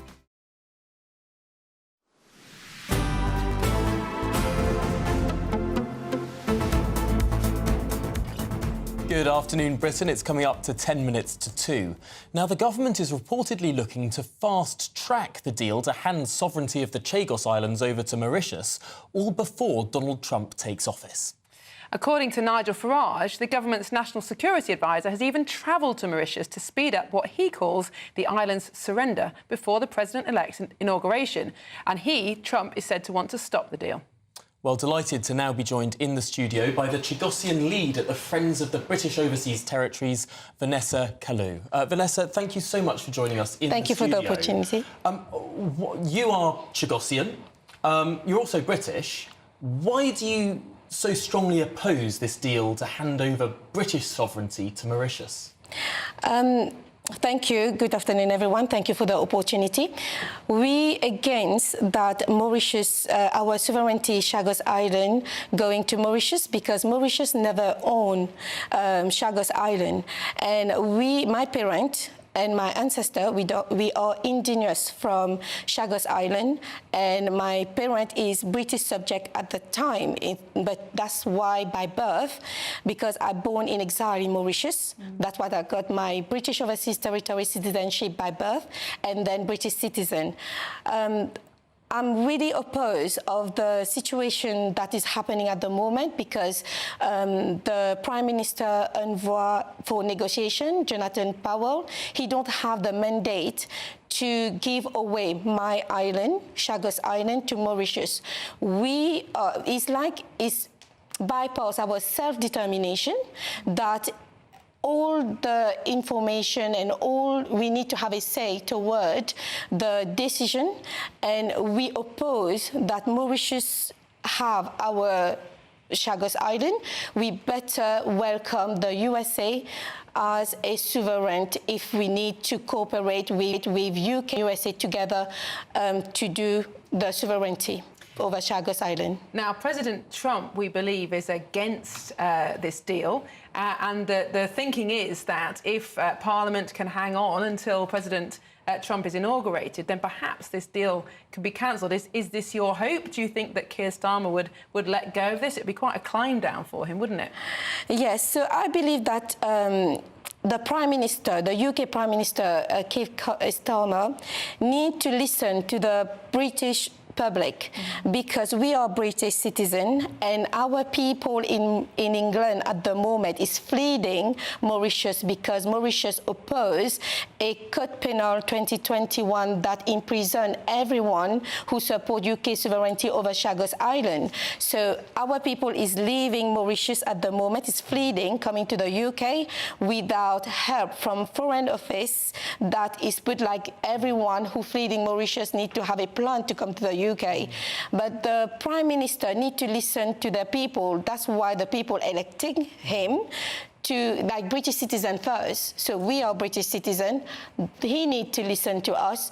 He need to end this negotiation with Mauritius government.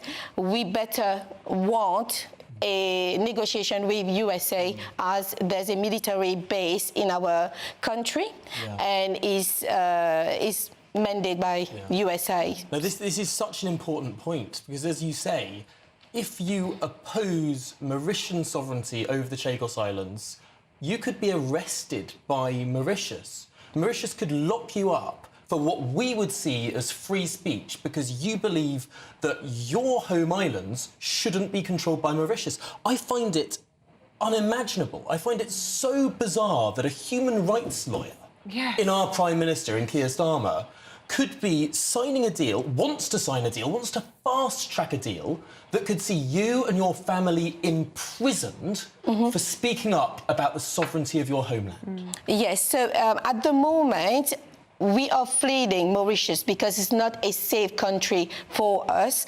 And to put like a 10 imprisonment, even there's a new Prime Minister, if this code penal is still active in their law, we are not safe to go to Mauritius until they remove this code penal. But Mauritius is not a trust country. Vanessa, I'm so sorry, we're going to have to leave it there, but absolutely fascinating, and good luck with your course. Thank you so much. Thank you so much. And plenty more coming up on Good Afternoon Britain. Absolutely. Do stay with us. We're going to take a look at the devastation caused by Storm Bert across the country. So do stay with us. But before then, let's take a little look at the weather closer to home.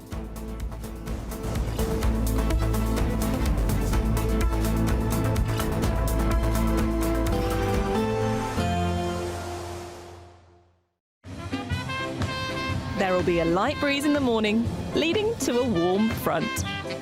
Boxed heat pumps, sponsors of weather on GB News. Hello, good afternoon. Welcome to your GB News weather update from the Met Office. A mix of clear spells and showers, though some longer spells of persistent rain in parts of northwest Scotland, turning chilly as we head into the overnight period too. Storm Bert, that sits just to the northeast of the country, still continues to bring in some outbreaks of rain across the north and plenty of blustery winds across the country too, with a yellow Met Office rain warning in force across parts of northwest Scotland. Still plenty of blustery showers elsewhere, particularly in western areas, though a few feeding in inland overnight too, particularly across parts of the south where they could be heavy and a little bit blustery at times too. There will still also be plenty of clear skies overnight where it's going to turn chilly with a risk of fog by the time we reach the morning, perhaps even some localised frost in places too. So those showers continuing around coastal areas of Scotland, still quite blustery in parts of northeast Scotland too, but under those clear skies, a risk of frost as well. Still plenty of showers across northern coast of Northern Ireland too and northwest England, and still plenty of those showers feeding into western parts of Wales and England. It's mainly across central and far eastern areas where we'll see those clear skies, those drier spells overnight and that risk of frost by the time we reach the morning. Heading into Tuesday, it's generally a much brighter day for all. Still can't rule out a risk of a shower, particularly once again around northwestern coasts at times, along southern coasts too. But many areas seeing plenty of sunshine, much lighter winds through the day as well. So even though temperatures fairly similar, it's probably going to be feeling like a much more pleasant day on offer. Away from northeastern Scotland, where there's still going to be plenty of blustery showers too. Now into tomorrow evening, we'll begin to start to see a bit of a change. Heavy outbreaks of rain and some blustery winds moving in from the southwest, but to the far north, a clear and cold night on offer with some frost and possibly some icy stretches. And some frost and more fog as we head to the end of the week too. Bye for now. We can expect clear skies, leading to a light and warm day ahead. Lovely. Imagine getting the call to tell you that you've won £50,000 in tax-free cash, our biggest cash prize of the year. Oh my God. That's a big surprise. Oh my God. This is amazing. I'm in shock. That is absolutely fantastic. Thank you. For your chance to win £50,000 cash, text cash to 63232.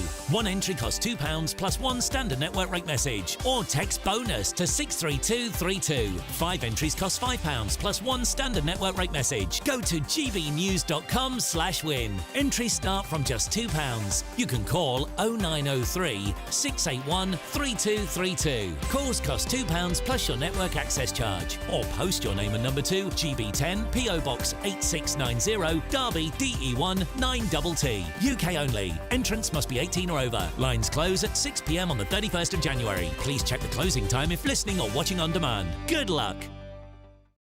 It's Patrick Christie's Tonight, and here we do things differently. It's explaining the absolute madness of this, doesn't it? It's explosive. I mean, this is very good. It's lively. 850. Your government sat there, Sean, and it did nothing. It's controversial. And the Middle East has been in turmoil since before I was born. It's everything you need to kickstart your evening. Everyone's had their Weetabix tonight. I love to see it. That's Patrick Christie's Tonight, weeknights from 9 p.m.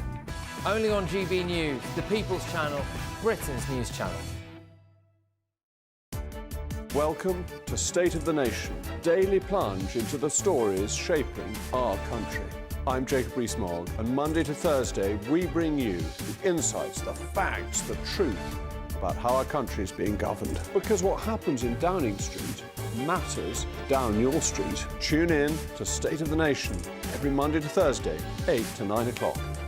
Only on GB News, the People's Channel, Britain's news channel.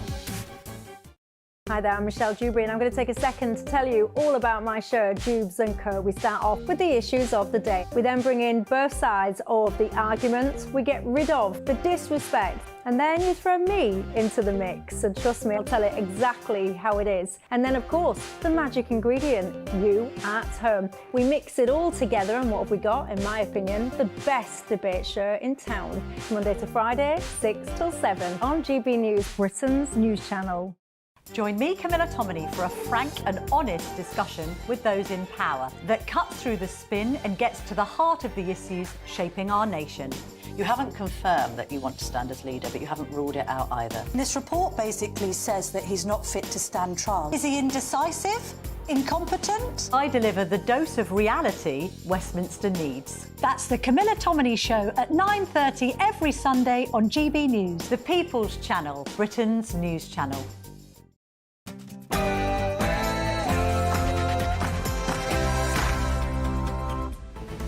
Good afternoon, Britain. It's 2 o'clock on Monday, the 25th of November. I'm Tom Harwood. And I'm Miriam Cates. Well, Storm Bert leaves a trail of destruction with hundreds of weather warnings still in place. At least 5 deaths have been reported since the storm hit, and a major incident has been declared in South Wales. And the Prime Minister has ruled out calling another general election. More than 2 million people have now signed an online petition calling for one, which will now lead to a Commons debate on the matter. And the leader of the Conservative Party, Kemi Badenoch, has outlined her vision to rewire the economy. Later today, Chancellor Rachel Reeves will tell business leaders she stands by tax rises and point to Labour's pro-growth policies.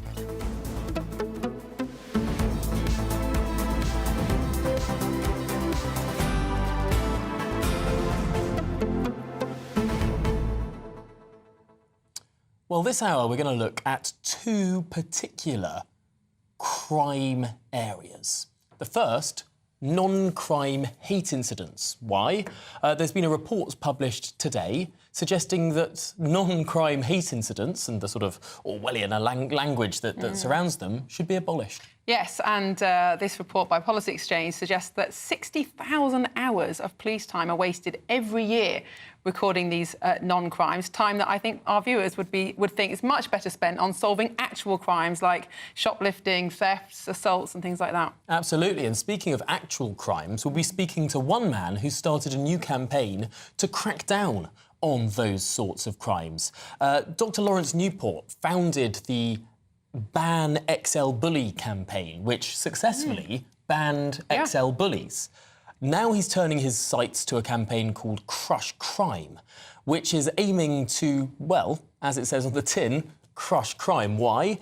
Because such a large proportion of crime is carried out by such a small proportion of people. His theory is that if you go after those small groups of people, well, you crush quite a lot of the crime. And also, I think he's found out that by time people do get jailed, they've committed so many crimes, so many kind of suspended sentences or cautions, that they've actually become hardened criminals, and it's too late to correct their behaviour by sending to prison. I mean, as any parent knows, the quicker you nip bad behaviour in the bud, the more likely you are to solve it for the long term. And I think it's just the same with criminal justice system. And there are so many examples of this where such a large proportion of, for example, phone thefts in major cities.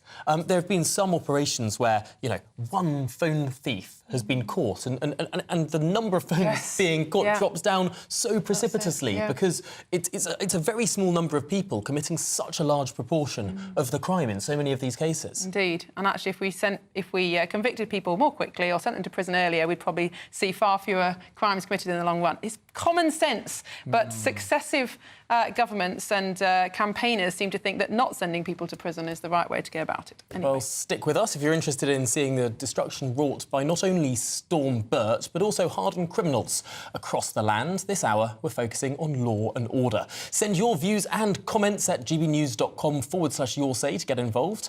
But all to come, of course, after your very latest news headlines.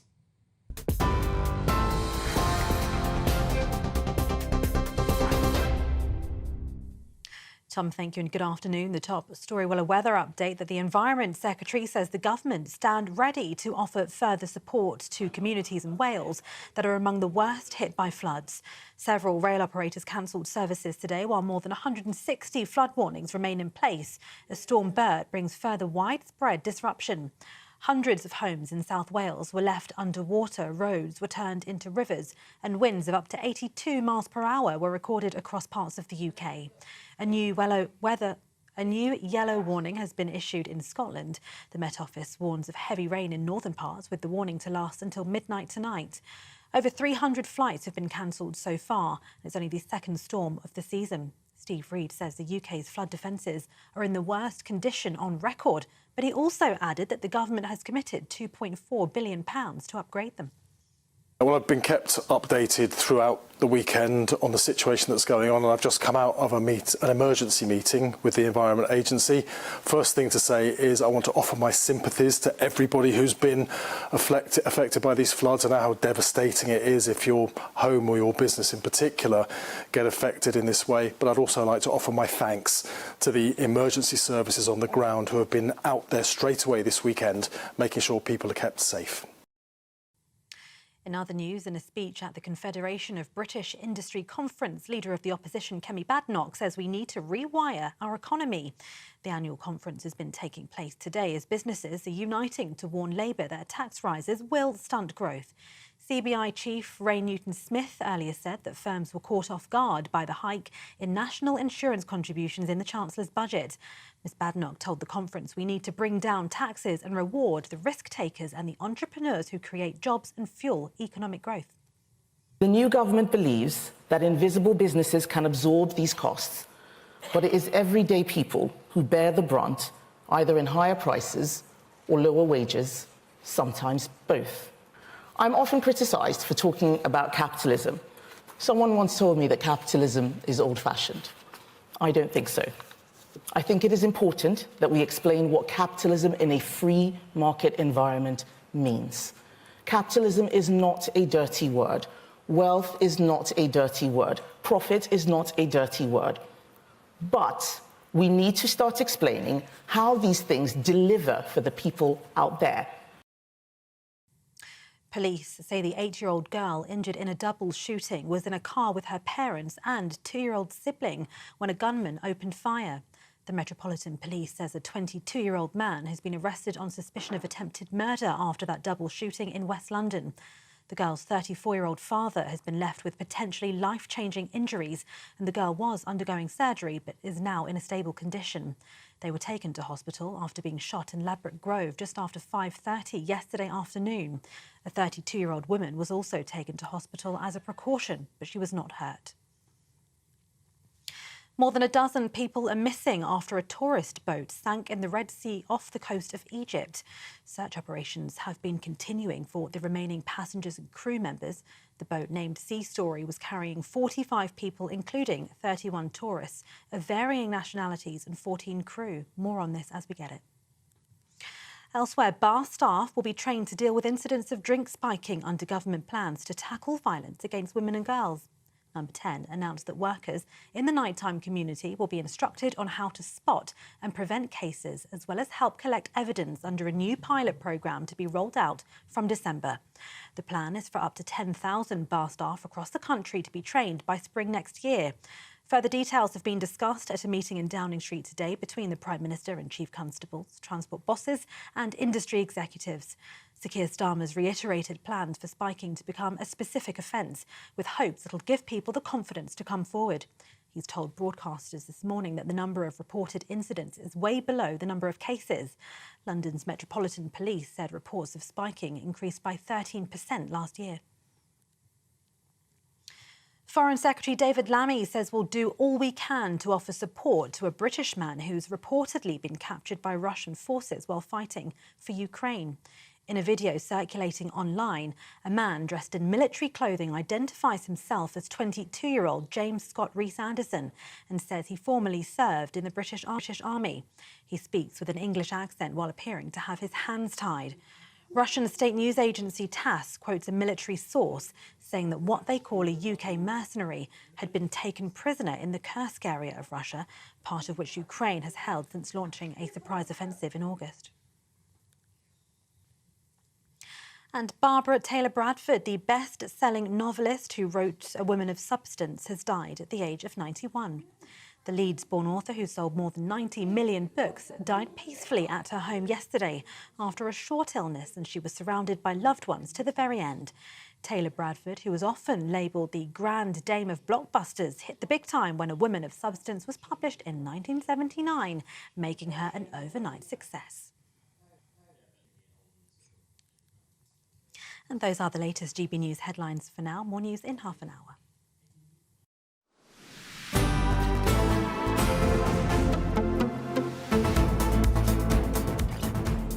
good afternoon, Britain. It's 9 minutes past 2. Now, the leader of the opposition, Kemi Badenoch, has laid out her ambitions to rewire the economy. Speaking to the Confederation of British Industry, the Conservative leader has hit out at what she calls Labour's unprecedented taxes, before adding that we shouldn't treat capitalism as a dirty word. Well, this is a really interesting moment from Kemi Badenoch. It's one of her initial sort of moments to set out her stall at this conference where Rachel Reeves, the Chancellor, will be speaking a little bit later today. And it's a moment, really, where business gets the opportunity to decide. They seem to row in behind the Labour Party at the last election. Was that a particularly wise decision for them? Well, as you said, they were probably hedging their bets. They could see which way the winds were going politically, and they probably tried to influence the Labour Party, not as much as they would have liked. Well, joining us to discuss this further, we've got political editor Christopher Hope. Christopher, interesting speech there from Kemi Badenoch. How did it go down in the hall? Well, hi Miriam, hello Tom. Well, when I asked the top guy at the CBI, he's Rupert Soames, he's with me now. Rupert Soames, you're the president of the CBI. Did you hear enough from Kemi Badenoch? She wouldn't even say there that she would reverse the national insurance employers increase, did she? Well, I mean, she's the leader of the opposition and she needs to speak for herself, and that's the point of the CBI, is people come and strut their stuff and say what they think. So I'm not going to comment on what she said, because people in the auditorium heard what she said and they will make their judgment. But you have to say, she has one of the most difficult jobs in British politics at the moment. Yes, and finding new ideas, new policies to take forward to the next election. Earlier we heard from your new Director General, and she was concerned about taxes being dumped on business. So how will you make that not happen again? Well, I mean, I think that the Chancellor has to come to judgments about where she's going to raise her taxes. She's made her judgment, and that is that the vast majority is coming from business. Now, the point is, what we're saying to her and to the government is, we have to look at this in the round. Taxes are one thing, employment legislation is another, planning, regulation and apprenticeship level. There's a whole lot of other areas where government can make life either easier or harder for business. But at the moment, business is feeling pretty milked by the tax increases. And just finally, we're hearing from Rachel Reeves shortly. What reaction will she get, do you think, from the members here? Well, clearly, one thing, respectful. She's the Chancellor and she's got a tough job, and as she's let it be known, she's had big challenges in the budget and she's made her calls, and members will make up their mind when she comes here and speaks to them. Rupert Soames, thank you. Rupert Soames there, the president of the CBI. It's a body here finding its feet again on the national stage, but we'll hear later from Rachel Reeves. Christopher Hope, thank you very much indeed. We're going to go straight to Wales now, where our very own Adam Cherry is with the First Minister of the Principality. We've protected, last time about 2,000 places were flooded, this time it's about 200. So that defence has worked for huge numbers of people. But do you have any concerns about National Resources Wales? Did they raise the alarm too late? And if they'd gone earlier, would more people have their homes saved? Well, I think we've got lessons to learn, as we learnt after Storm Dennis, and we've put those into practice. There are instances where it's going to be really difficult to protect properties. There's examples around here where there's a river running underneath. It comes from underneath the properties, and that's really difficult then to protect, no matter what you put in place under those circumstances. But equally, some of the people I spoke to said they didn't receive resources from the local council until midday yesterday, and by then it was too late. So do you think council leaders have to take some accountability for this? You just had meetings with them. The council leaders have absolutely gone above and beyond the call of duty here. They've been up all night for the last 2 nights. They've been monitoring the flood defences, they've been monitoring the culverts, making sure that they don't overtop, and when it looks like they are, they send in a JCB to unblock things. So I'm not sure if they could have done a lot more, and obviously we'll continue talking to them and see if there is a need for additional resources. First Minister, thank you for joining us live on GB News. Diolch. Thank you. There you are, guys. That was the First Minister, Ilan Morgan, speaking to us live on GB News. She's just been speaking to several businesses here who've been severely affected by the flooding. A couple of businesses here will be showing you footage throughout the afternoon. In some cases, 2 or 3 feet of water. It's all gone now, but that's the nature of these things. It's a flash flood, so it appears very quickly and disappears no sooner than it's gone. But several businesses here very severely affected. The good news is some of them hope. We've just been into a bookstore. Some of them hope they'll be able to reopen at least partially by the end of this week. But some cases, for example, this coffee shop behind me, it's going to be a little bit more difficult. Now, Adam, obviously they'll be concerned about the loss of revenue, having to be closed for such a number of days. But have there also been stock losses? How much damage has there been to property and the things inside them?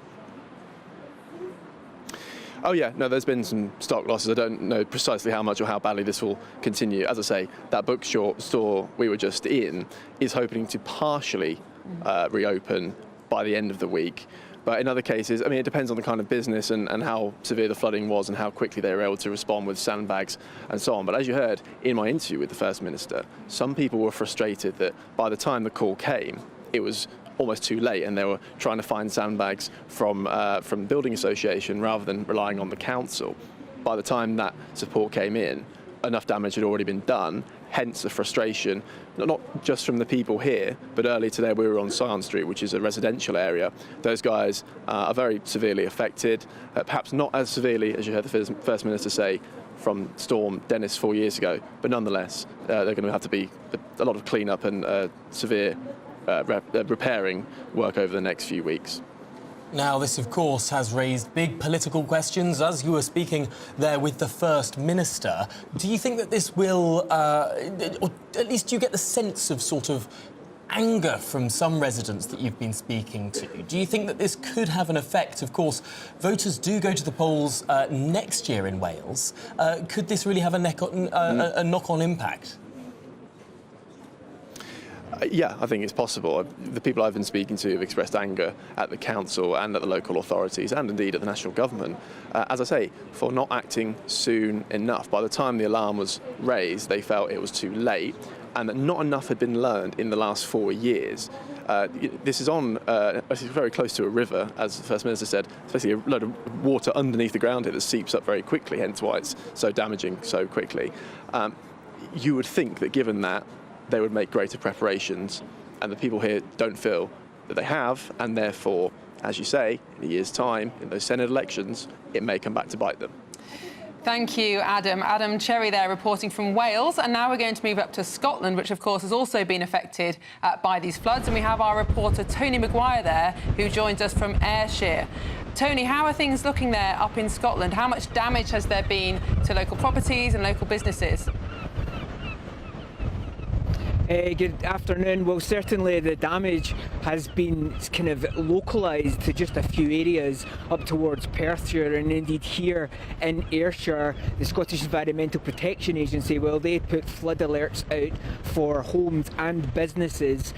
Certainly, this is our third location, believe it or not, in Ayrshire today. First Ardrossan, Saltcoats, and now we're in the town of Largs, because the major disruption here has actually been on the ferries. And here behind me, you may just have caught outside, was that one of the first ferries that we've really seen launching from a terminal here in the Ayrshire coast. Now, it's just a short ride from here to the island, which you can see off in the distance behind me. That's the Isle of Cumbria, and that is where it's about a 10 to 15 minute ferry ride. But that was the first ferry, or second ferry, that we've actually seen leaving the port. Now, this is a route that's usually staffed by 2 ferries, and therefore they take them back and forth from the island. But indeed, there's only 1 ferry on at the minute, seemingly testing the viability of the route. That route that the ferry we just saw left, we did see a couple of vehicles go on, but seemingly that is unfortunately not a story that's repeated up and down the Ayrshire coast. We know that ferries from Ardrossan and Troon to the Isle of Arran, well, Arran is now facing its 3rd day of cancellations, with islanders and indeed mainlanders trying to get to the island limited in the number of in their access to the other. And and certainly all across Scotland, of course, that big dump of snow on Saturday, well, all of us thought that that was Storm Bert in action, but indeed it was the immediate thaw combined with the 48, 72 hours of rain over the weekend and into the Monday that's really caused the major amount of disruption to the road network, the public transport in the cities, and of course here in the Ayrshire coast, which as you can hear is just getting battered by the winds behind me. Well, Tony Maguire, thank you very much for joining us live there from Ayrshire. Well, we've got plenty more coming up after the break. We're going to be looking at non-crime hate incidents and whether or not they should be banned. Are they an enormous waste of police time?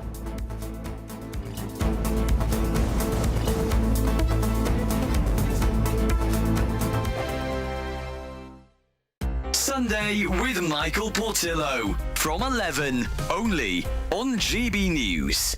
Phil Kearsey is bringing a new flavour to the Michelin-starred restaurant Pied à Terre as he becomes its new executive head chef. Customers can expect a menu that showcases modern British cooking accompanied by classical French roots, which uses hyper-seasonal ingredients. What are hyper-seasonal ingredients? That's an interesting phrase. It's more about just reacting to the seasonality of everything. We like to change the menu all the time. So basically, I surround myself with the best suppliers, and they tell me what's amazing at the moment, and then we try and celebrate that in the restaurant in many different forms, using taste, texture, and technique, and just try and celebrate something as humble as a broccoli stem or a cauliflower, using absolutely everything, and making sure we've got an ever-changing menu. So letting the seasons dictate, so it's never boring and we never get menu fatigue. OK, your career has taken you around the world a bit. Yeah. For example, you were in the United States. What did you learn there? So, well, every chef I've worked for, it's about to take something from. A lot of chefs will go places and just stay in one establishment and get to the top, and then that's it. I've kind of then went to another chef to learn completely different things. That's the brilliant thing, to be able to surround myself with such amazing chefs throughout my career, because I've learned different things from all of them. And you find out 5 different ways to do something, and you find the way that you like it the best. And it's also about understanding it takes a while to understand how the restaurant is, going through the history of all these amazing chefs that have been before me, the style, because it needs to make sense. You wouldn't have a dish that should be at the Fat Duck and then a dish that should be at the Waterside, you know.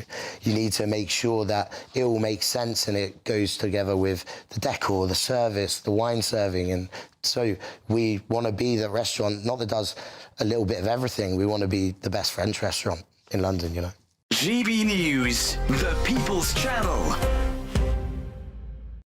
Every Saturday, 10 till 12, we'll bring you all of the news that you need to know. We'll also remind you that there is so much to smile about. It's my favourite time of the week. I get to relax, enjoy some light-hearted stories, and let Ellie teach me about fashion too. That's Saturday Morning Live, every Saturday, 10 till 12. Only on GB News, Britain's news channel.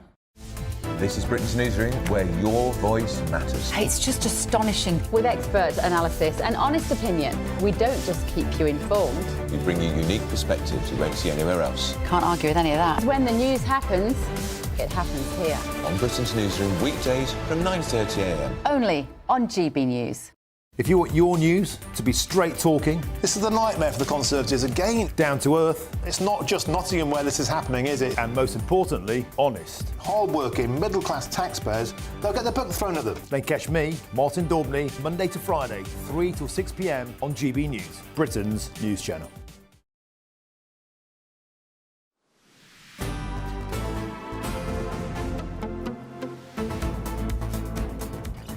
Good afternoon, Britain. It's 23 minutes past 2, and a former Metropolitan Police Commissioner has urged ministers to review the use of non-crime hate incidents. Well, this all comes as a report by the Policy Exchange think tank estimates up to 60,000 hours of police time is taken up investigating these non-crime incidents every year. So, is it time to start policing the streets and not the tweets? Well, to discuss this further, we're now joined by the Head of Crime and Justice at Policy Exchange, David Spencer. David, this is a very timely report. And just to check we're getting that correct, you think that 66,000 hours a year of police time are being wasted on this attack on free speech? Good afternoon. Well, we think it's at least 60,000. We think it's probably more than that. If we look at the numbers, there are about 13,000 of these incidents reported by police every year. And when we look at the process that police forces then go through, then we estimate it's probably at least, if not more than 60,000 police hours a year. And of course, the reality is that is time that could be spent, as you've just indicated, catching burglars, catching robbers, drug dealers and violent criminals and putting them behind bars rather than focusing on these sorts of incidents instead. College of Policing themselves that came up with the idea of instituting non-crime hate incidents. I suppose in order to keep track of people that might then go on to commit crime. Is there a danger here of political activists, politicians, campaigners and all the rest of it interfering with operational work of the police? Well, you're right. It was a 2014 College of Policing guidance which certainly entrenched non-crime hate incidents into policing practice, although they actually go back a lot further. We trace them back to the 1999 Macpherson inquiry into the murder of Stephen Lawrence. So they've been around for some time, but it was the 2014 guidance that really entrenched them in policing practice. I have to say, in fairness to the College of Policing, I think that more recently they've been trying their best to go down a more sensible route. But of course, individual police forces choose, and chief constables choose what their own forces are going to do, and sometimes ignore the College of Policing and just go down their own route. What your report highlights is an really extraordinary disparity between different police forces. I think you record that Essex Police record these non-offence offences at a rate of 21.5 per 100 officers per year, but in West Yorkshire it's just 7.2. What do you think accounts for this huge difference in how different police forces approach these non-crime hate incidents? Well, you're right. The numbers are really stark, the variation. I think that's why members of the public are so alert and concerned about this, because they know that if you live in Essex and you tweet something which may be rude, unpleasant, but that's not unlawful, then actually you may well get investigated. Whereas if you're up in West Yorkshire, where I'm not far from where I'm originally from, actually there'll be nothing, no knock on the door at all from the police. So I should imagine that people in Essex are pretty worried about this. I think what accounts for the difference, it's very difficult to say precisely, because actually police forces are pretty secretive about this. They don't, in the main, publish their policies. Very few police forces do, and very, very few publish the data on non-crime hate incidents. And that's one of the things that we call for in the policy exchange report, is we say actually there needs to be a lot more transparency here in terms of the policies and in terms of the data that police forces, that shows what police forces are actually up to on this. In terms of what accounts for the difference, it's very, very difficult to say, but I would imagine and I would expect that this is about choices by police chiefs and by police and crime commissioners as to what those officers and what their forces choose to prioritise. So it is a decision that is being made in police chiefs' sort of meeting rooms and executive suites. They're the ones that are deciding who and how many of these incidents get recorded. Now, of course, your report highlighted a number of different incredibly concerning examples of this, but perhaps the most evocative for me was from Merseyside Police in 2021. They went round with big vans around Merseyside saying being offensive is an offence, which of course it isn't. Tom, unfortunately, I've lost you down the line, I'm afraid. No. But all I can say to you is that certainly what we're calling for is the abolition of non-crime hate incidents, and certainly we hope that the government will heed that today. And there are people like Lord Hogan Howe, former Commissioner of the Met, has certainly supported and endorsed the report that we've published, and he's calling certainly for a whole review by government around this, and hopefully the Home Office and the government are listening. OK, well, David, I'm very sorry that we seem to have lost communications, unless... If you can hear me now, nod, and I'll try one more. No, it seems like we might have lost that communication. But, David, thank you so much for joining us anyway. David Spencer there of Policy Exchange. I read a really interesting piece, and I think The Critic at the weekend, by Fred de Fossard, who works at the Legatum Institute, highlighting the 4 specific laws that we need to either repeal or amend to really put these non-crime hate incidents to bed. Because, of course, it is about what the police are choosing to record, but there are some underlying underlying problems with laws that were written well before internet communications that really are just not fit for the online world. Yeah, I mean, it was the Public Order Act Yes. 1986 that was leading this Alison Pearson case, Yeah. which, when it was conceived and written, I mean, there's a lot of stuff in there about inciting racial hatred. But the thing is, that is so over-interpreted now. Exactly. That if you say, I don't like this protest, I don't like Palestinian protests, suddenly you're inciting racial hatred, and which doesn't seem reasonable. Exactly, and the Malicious Communications Act, which was used to imprison some of the rioters over the summer, there's a big difference between sending an individual a poison pen letter and posting something nasty online, which might be nasty, but it's not maliciously communicating with an individual, and yet that is what the courts have used to lock people up. So some serious legislative reform needs to happen, as well as different guidance to the police. Well, speaking of legislative reform, up next, we're going to be talking to one man who wants to change the law to lock up more hardened criminals. We've been talking about thought crimes and speech crimes, but what about real crimes, real-world crimes? We're going to dive into that with Dr. Lawrence Newport next.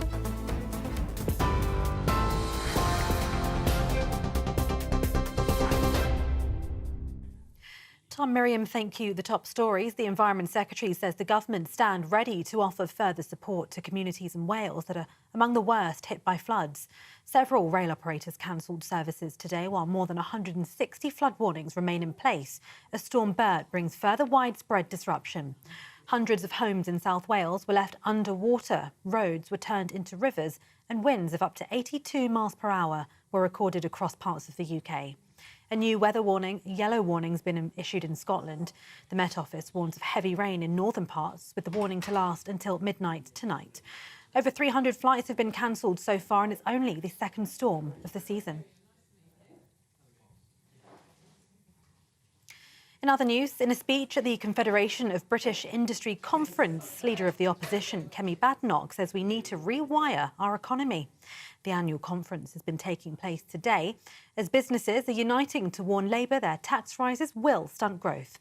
CBI Chief Ray Newton-Smith earlier said that firms were caught off guard by the hike in national insurance contributions in the Chancellor's budget.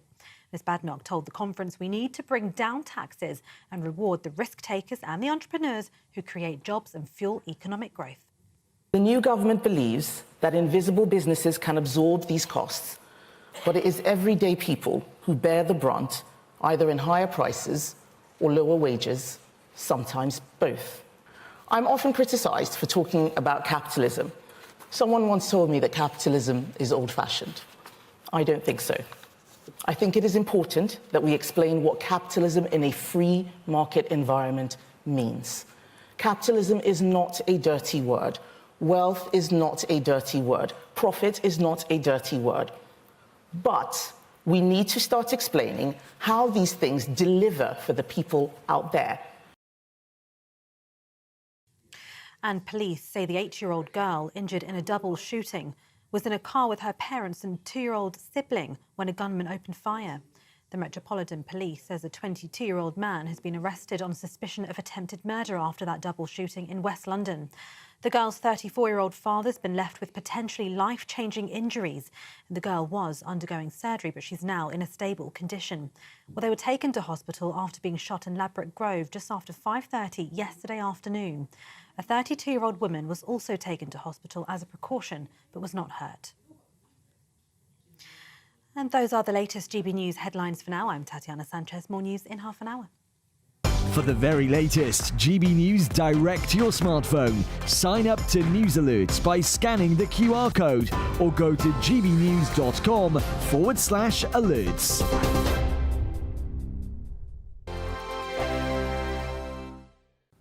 Hello, good morning. Welcome to your GB News weather update from the Met Office.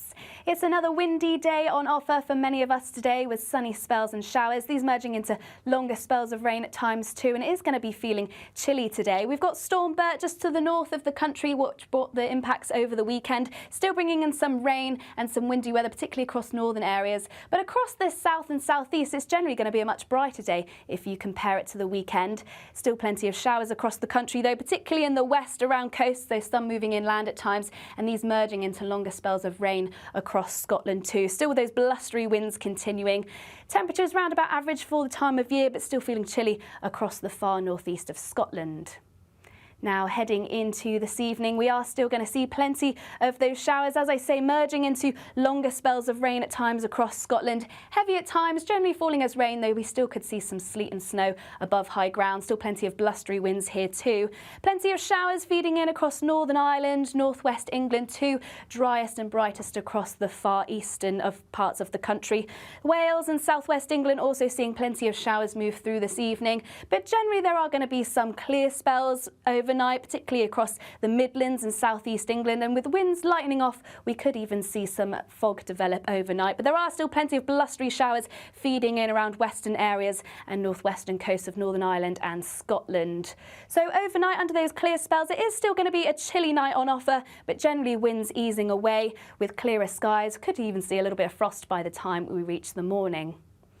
Now, as we head into Tuesday, once again, a brighter day overall for many of us. There are still a few showers around at times around Northern Ireland, northwestern England, still around coasts of Scotland. But elsewhere, many places should see lots of dry weather, plenty of sunny spells, and with average temperatures, should feel rather pleasant for the time of year. Bye for now. The latest GB News travel. Good afternoon. Hello, I'm Jules Buckley. To the southwest of Newcastle, the A1 southbound, 71 to 70. That's Metro Centre down towards Dunstan closed, queuing back to junction 76 at the scene of a police incident. Now, queues in the roadworks northbound M1 just after 11A for Luton North. 2 lanes are out. The queues are back to junction 11 at the scene of a collision there. Still very slow clockwise M25, 5 to 6 or towards Godstow. Not helped there by an earlier collision. That's in the roadworks as well. Hampshire southbound M3 struggling, a lane shut for emergency repairs. That's at 14. The M27 interchange, queuing before Eastleigh now at 12. And Beckington and Somerset, the A36 closed both ways for fallen power cables, shut between the A361 and the A350, the services roundabout in Warminster. You can stay up to date throughout the day by visiting our website, gbnews.com.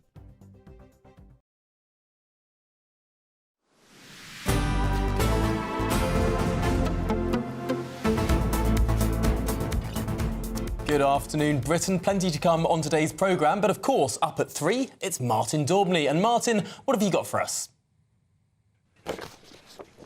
Well, continuing the theme with this petition, of course, you know, these petitions, they're rather performative, they're rather pointless. But don't forget, for 3 years, Sir Keir Starmer wants to roll the dice again on a second referendum on Brexit. Surely, if it's good for the goose, it's good for the gander, especially now Michael Caine, the Brit acting legend, has signed it. He wants to blow the bloody doors off of this entire thing. Pardon if that gets you in trouble. Next up, of course, continuing the conversation of policing the streets and not the tweets. I'll be joined in the studio by Harry Miller, the fearless free speech warrior who got so fed up with being harassed over non-crime hate incidents, he arrested a copper. It's a true story. He arrested a police officer during an interview. He'll come into the studio to tell his tale. Plus, I'll be joined by Donna, whose mother has dementia and is in a care home in Kirklees. The council want to privatise it. She says this would be a very, very worrisome thing for her mother and the community. We're speaking to her about that. And the Refugees Welcome Woke book that's telling young people to write to their MPs to get more refugees into Britain. Is this woke indoctrination gone mad? Propaganda for young minds. All that 3 till 6 p.m. Tremendous stuff, Martin. Looking forward to it. And also, might I say, I like the new background. We've got a waving Union flag behind you. It's very fitting. Well, I think we'll let Martin apologise for his own language coming up. Now, we're sticking with crime, but this time, real crime. Career criminals are currently more likely to avoid jail than at any time in the last 20 years. Yes, the Ministry of Justice has revealed that 3,325 offenders with over 50 convictions each were let off the hook without a prison sentence last year. Well, the new figures are outlined in a campaign urging the government to take tougher stance on prolific criminals and to follow reports that around a third of all knife crime in London is in fact committed by a small number of repeat offenders. Well, the campaign was launched by the legal academic Dr. Lawrence Newport, who led the successful movement to ban XL bully dogs from the UK earlier this year. Delighted to be joined in the studio by the man himself. Dr. Newport, thank you very much for being here. Firstly, is there a parallel here between XL bully dogs, small proportion of dogs killing a large proportion of people who are attacked by dogs, and your new campaign on crime. Are there parallels? There are many things that, of course, follow a power law, and something that's true with both here is that most dogs are obviously completely safe, and indeed most people are completely safe. You then have a small number of people who are criminal, and of those small number, there is an even smaller number who are very severe repeat offenders. And it's them, 1 in 10 offenders are responsible for over 50% of all crime.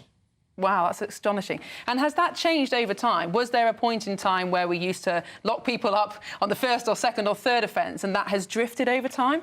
That's a very good question. I don't know the best answer to that, although this comes from an examination of the last 20 years. So this is a pattern that holds over here. It's also a pattern we see in America. It's also a pattern we see in Sweden. It is a pattern which, unfortunately, is simply a result that some people do choose crime as a career and are more inclined to do criminal acts. Now, your campaign points to some extraordinary examples where this rule holds true. There's an example of just 7 people being arrested in South London. And correct me if I'm wrong, but 90% of bike thefts in that area collapsing. Targeted police work that actually solves the vast proportion of crime. Yeah, I mean, this is... you're exactly correct. It was the City of London, arrested 7 people in a bike theft gang. Bike thefts dropped by 90%. We see it again in Hemel Hempstead. There was a focus on career criminals by the local police. It reduced crime by around 60% in that area. We saw it with burglaries. In Barnsley, they arrested only a handful of people for burglaries, and it dropped by 70%. There are people who are very, very responsible for huge criminal activity, and if you focus efforts on these individuals, you can dramatically drop crime.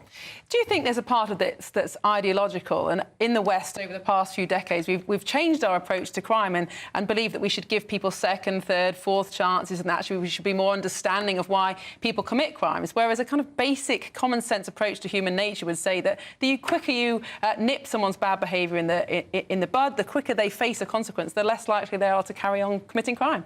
Definitely getting as early as possible feedback, making sure that you can, on the first offence, it can be shown that if you quickly bring someone to court, you can give them very short sentences then for the first offence. As long as it's fast, they tend not to reoffend in the future. But when you're looking at career criminals, these are people with 15 or more offences, many of whom have literally hundreds of offences to their name, and those are just the ones we caught them for. These people are at a point when longer sentences are necessary to protect the public. But the red tape that we tie our police up in is extraordinary in so many of these cases. Yes. We were chatting just during the break about police forces who are not allowed to go and surveil a house to see if lots of bicycles are being brought in, to see if there are criminals who live there, because of all sorts of concerns about privacy. I mean, what sort of state have we got ourselves to? It's a really sad state of affairs that anyone who's had their phone stolen or has a bike tracker and watched their bike stolen has seen in the last, or found themselves in the last year, which, of course, is many people. Phone thefts have increased by 150% in the last year alone. What they find is, of course, their GPS tracker shows the exact location of where their phone is, and the police are unable, not only unable to gain access, but are unable to, for instance, sit someone outside and just watch if more bikes or phones are going into this location, because that's covert surveillance and has a bunch of other rules attached. So instead, you get the very frustrating answer of, I'm sorry, we can't do anything. Even though you know where your phone is, and they do too, they can't do anything about it. This is simply, clearly not workable, and is why 90% of bike thefts go completely unsolved, even though we have the technology to do it right now. So the hands of the police are tied, in effect. What needs to change? Is this legislative change or just guidance change or more resources? It's actually a combination of really kind of all three, but the chief ones are we can change guidance, both in terms of sentencing and in terms of instructions to constables and others on how to think about rules of privacy. But it is also the case, of course, legislative change will enshrine this, ensure it's possible. And part of the Crush Crime campaign, we have an 8-point plan that goes through exactly what can be guidance changes and what can be statutory changes as well. The first point of your 8-point plan is fascinating for me, because it seems so frustratingly simple. And this is just a way to search through CCTV footage. At the moment, police forces will not search CCTV footage if it's longer than 30 minutes. But you have a suggestion that could really solve this issue, and it's frustratingly simple. Yes, unfortunately, we've had reports of kind of varying approaches from different police departments about how long the footage will be. We have seen people say as short as 30 minutes is all they'll look at. Because they don't want to search through all the footage. However, there's a very simple way of doing this. It's called binary search. You can basically skip to the middle of the footage, see if the bike is there or not, and if it's gone, you know it's been stolen in the first half. So you skip to the middle of that, see if it's still there or not, and you can do this for footage that's maybe 12 hours. You could probably find it in about 3 or 4 minutes. But instead, we have police officers wasting hours of their lives sitting through and watching the CCTV footage rather than skipping around to find when the bike was stolen. I mean, it boggles the mind that people actually do this. And it's also frustrating for police officers too, because the systems they're using are very out of date. The software is bad. There are so many things that get in their way. And of course, as many officers have told me as well, even if you go through all these hurdles and you do everything you can and you arrest the bike thief, and they have 100 previous convictions, a bunch of them are going in for 2 months and are back out again doing it again. Yeah, Goodness incredible. Me. It's such a necessary campaign. Dr. Lawrence Newport, thank you so much for bringing this in. I think we need a lot more nerds in policy development. And so thank you for bringing your tremendous nerdity to not only banning XL bullies, but also hopefully cracking down on these criminals. It must be very demoralising to the police as well, because they go into the police force to fight crime and then their hands are tied like this. I'm sure they would welcome these changes as well. Well, coming up next, there is a new documentary on Queen Camilla. Some pretty interesting revelations to come. That after this break.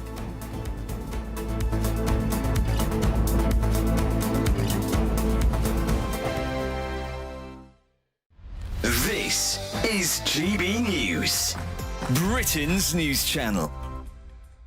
Now, our next guests have been working closely with celebrities and MPs to help clean up our planet. Very important. Think Ocean was founded in 2021 with 2 main goals. One, educating the next generation to make sure that they know when they're growing up that naturally we have to take care of the planet and cleaning pollution that's already in the environment. Well, joining us now to tell us more is Think Ocean's founder, Hugo Valdez-Vera, and the co-founder, Nolene Mariappan. Really good to see you both this morning.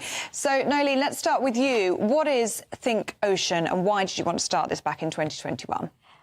Yes, so Hugo had actually been working on the environment and climate action for quite a long time. When he moved to the UK, he realised that there was a growing problem with plastic pollution and that more needed to be done because people weren't actually seeing the link between plastic, the impact on the environment and climate change. So he founded the organisation and I joined him with 3 goals, really. Education, looking at technology to scale solutions and looking at how we develop more circular economy programmes. So actually looking at reusing, recycling, actually creating local economies from what people would consider waste. Hugo, just how bad is plastic pollution around the world, and especially here in the UK? Well, it is bad, but we don't know the extent of how bad it is. You know, this is not much interest from the bigger players or, some government for us to know every detail of the pollution. So if we know that is from 1 to 10 is 2, probably it's about 6. GB News, the People's Channel. Mark Dolan tonight is your weekend dose of news, debate and entertainment. This sounds like a wild conspiracy theory. Don't miss My Big Opinion. Mark Meets and My Take at 10. Democracy is a funny old thing. And we don't do boring, not on my watch.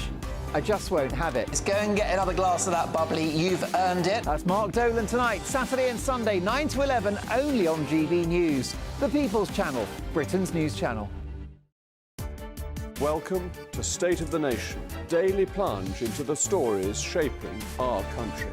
I'm Jacob Rees-Mogg, and Monday to Thursday we bring you the insights, the facts, the truth about how our country is being governed. Because what happens in Downing Street matters down your street. Tune in to State of the Nation every Monday to Thursday, 8 to 9 o'clock. Only on GB News, the People's Channel, Britain's news channel.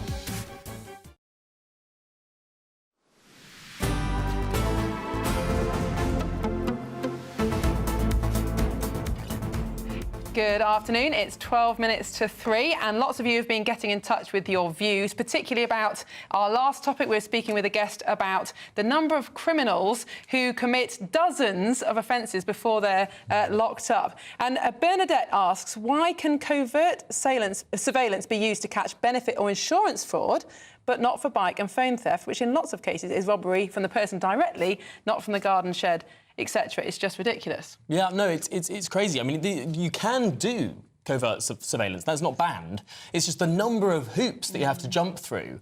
And so if a bike is worth 100 quid, 200 quid, will the police really say, this is worth going to my supervisor, filling out the forms, going through the next phase of whatever? Even if doing all of that, well, there could be a dozen bikes in that house that if you just surveilled it, you'd find. And more than that, catch the one guy that's stealing all the bikes, and you've saved people across the local area. But if the police don't have confidence that even if they do go through all those hoops, and even if they do find the bikes and arrest the perpetrator, they're still not going to be locked up, then they're going to be thinking, well, why bother? Why not police the tweets instead? Yeah, well, Mary says law and order is pathetic in this country. Everything is biased towards the criminals. Police forces need to man up. Criminals break the law. Their rights should be secondary to the victim. I think that's probably part of the argument behind surveillance or all the rest of it. It's sort of putting the rights of the criminal above the rights of the victim. That's right.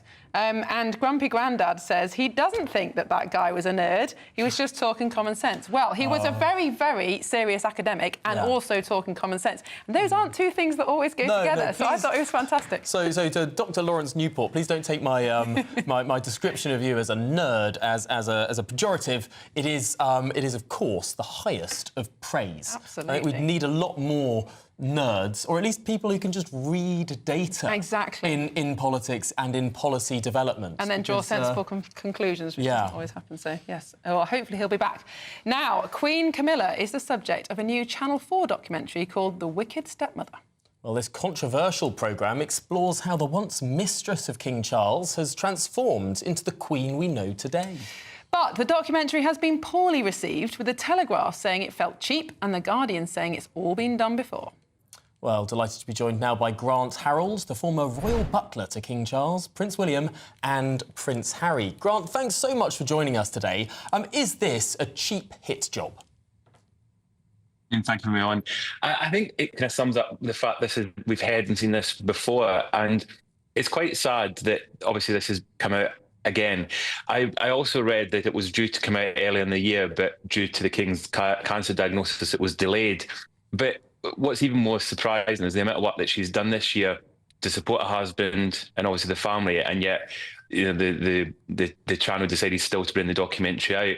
And it's all things that we already know. And royal family will react to this. I suppose they won't comment, they never do. But what will they be saying behind the scenes? No, I mean, the late Queen, that was one of her golden rules. You know, you never kind of commented. The younger royals have expressed their views in recent years that we fully are aware. But, I mean, behind closed doors, of course, they're not going to be over the moon about it. They're going to be unhappy about it. But what can you do? They're just going to let it run its course, not comment until, tomorrow it'll kind of be forgotten. I think what's difficult is I've recently explained that I think that behind palace doors, if you like, the relationship between, for example, Prince Harry and the royals has obviously been the lowest it's ever been. And I like to think that is slowly starting to improve. I don't know that for a fact. Oh, it seems that we've lost the connection with Grant there. But Grant Harold, former royal butler to King Charles, Prince Harry and Prince William, thank you very much for joining us. Well, I won't be watching it, but please do watch us again tomorrow. We'll be back at the same time. Thanks so much for joining us. See you tomorrow. Absolutely. And Martin Daubney is up next, so you won't want to go anywhere to miss that. But as Miriam says, we're back at the same time tomorrow, midday. See you then.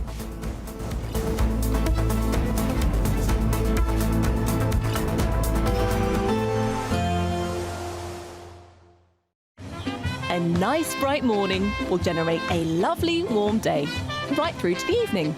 Boxed Solar, sponsors of weather on GB News. Hello, good morning. Welcome to your GB News weather update from the Met Office. It's another windy day on offer for many of us today, with sunny spells and showers, these merging into longer spells of rain at times too, and it is going to be feeling chilly today. We've got Storm Bert just to the north of the country, which brought the impacts over the weekend, still bringing in some rain and some windy weather, particularly across northern areas. But across the south and southeast, it's generally going to be a much brighter day if you compare it to the weekend. Still plenty of showers across the country, though, particularly in the west around coasts, though some moving inland at times, and these merging into longer spells of rain across Scotland too. Still with those blustery winds continuing. Temperatures round about average for the time of year, but still feeling chilly across the far northeast of Scotland. Now, heading into this evening, we are still going to see plenty of those showers, as I say, merging into longer spells of rain at times across Scotland. Heavy at times, generally falling as rain, though we still could see some sleet and snow above high ground. Still plenty of blustery winds here too.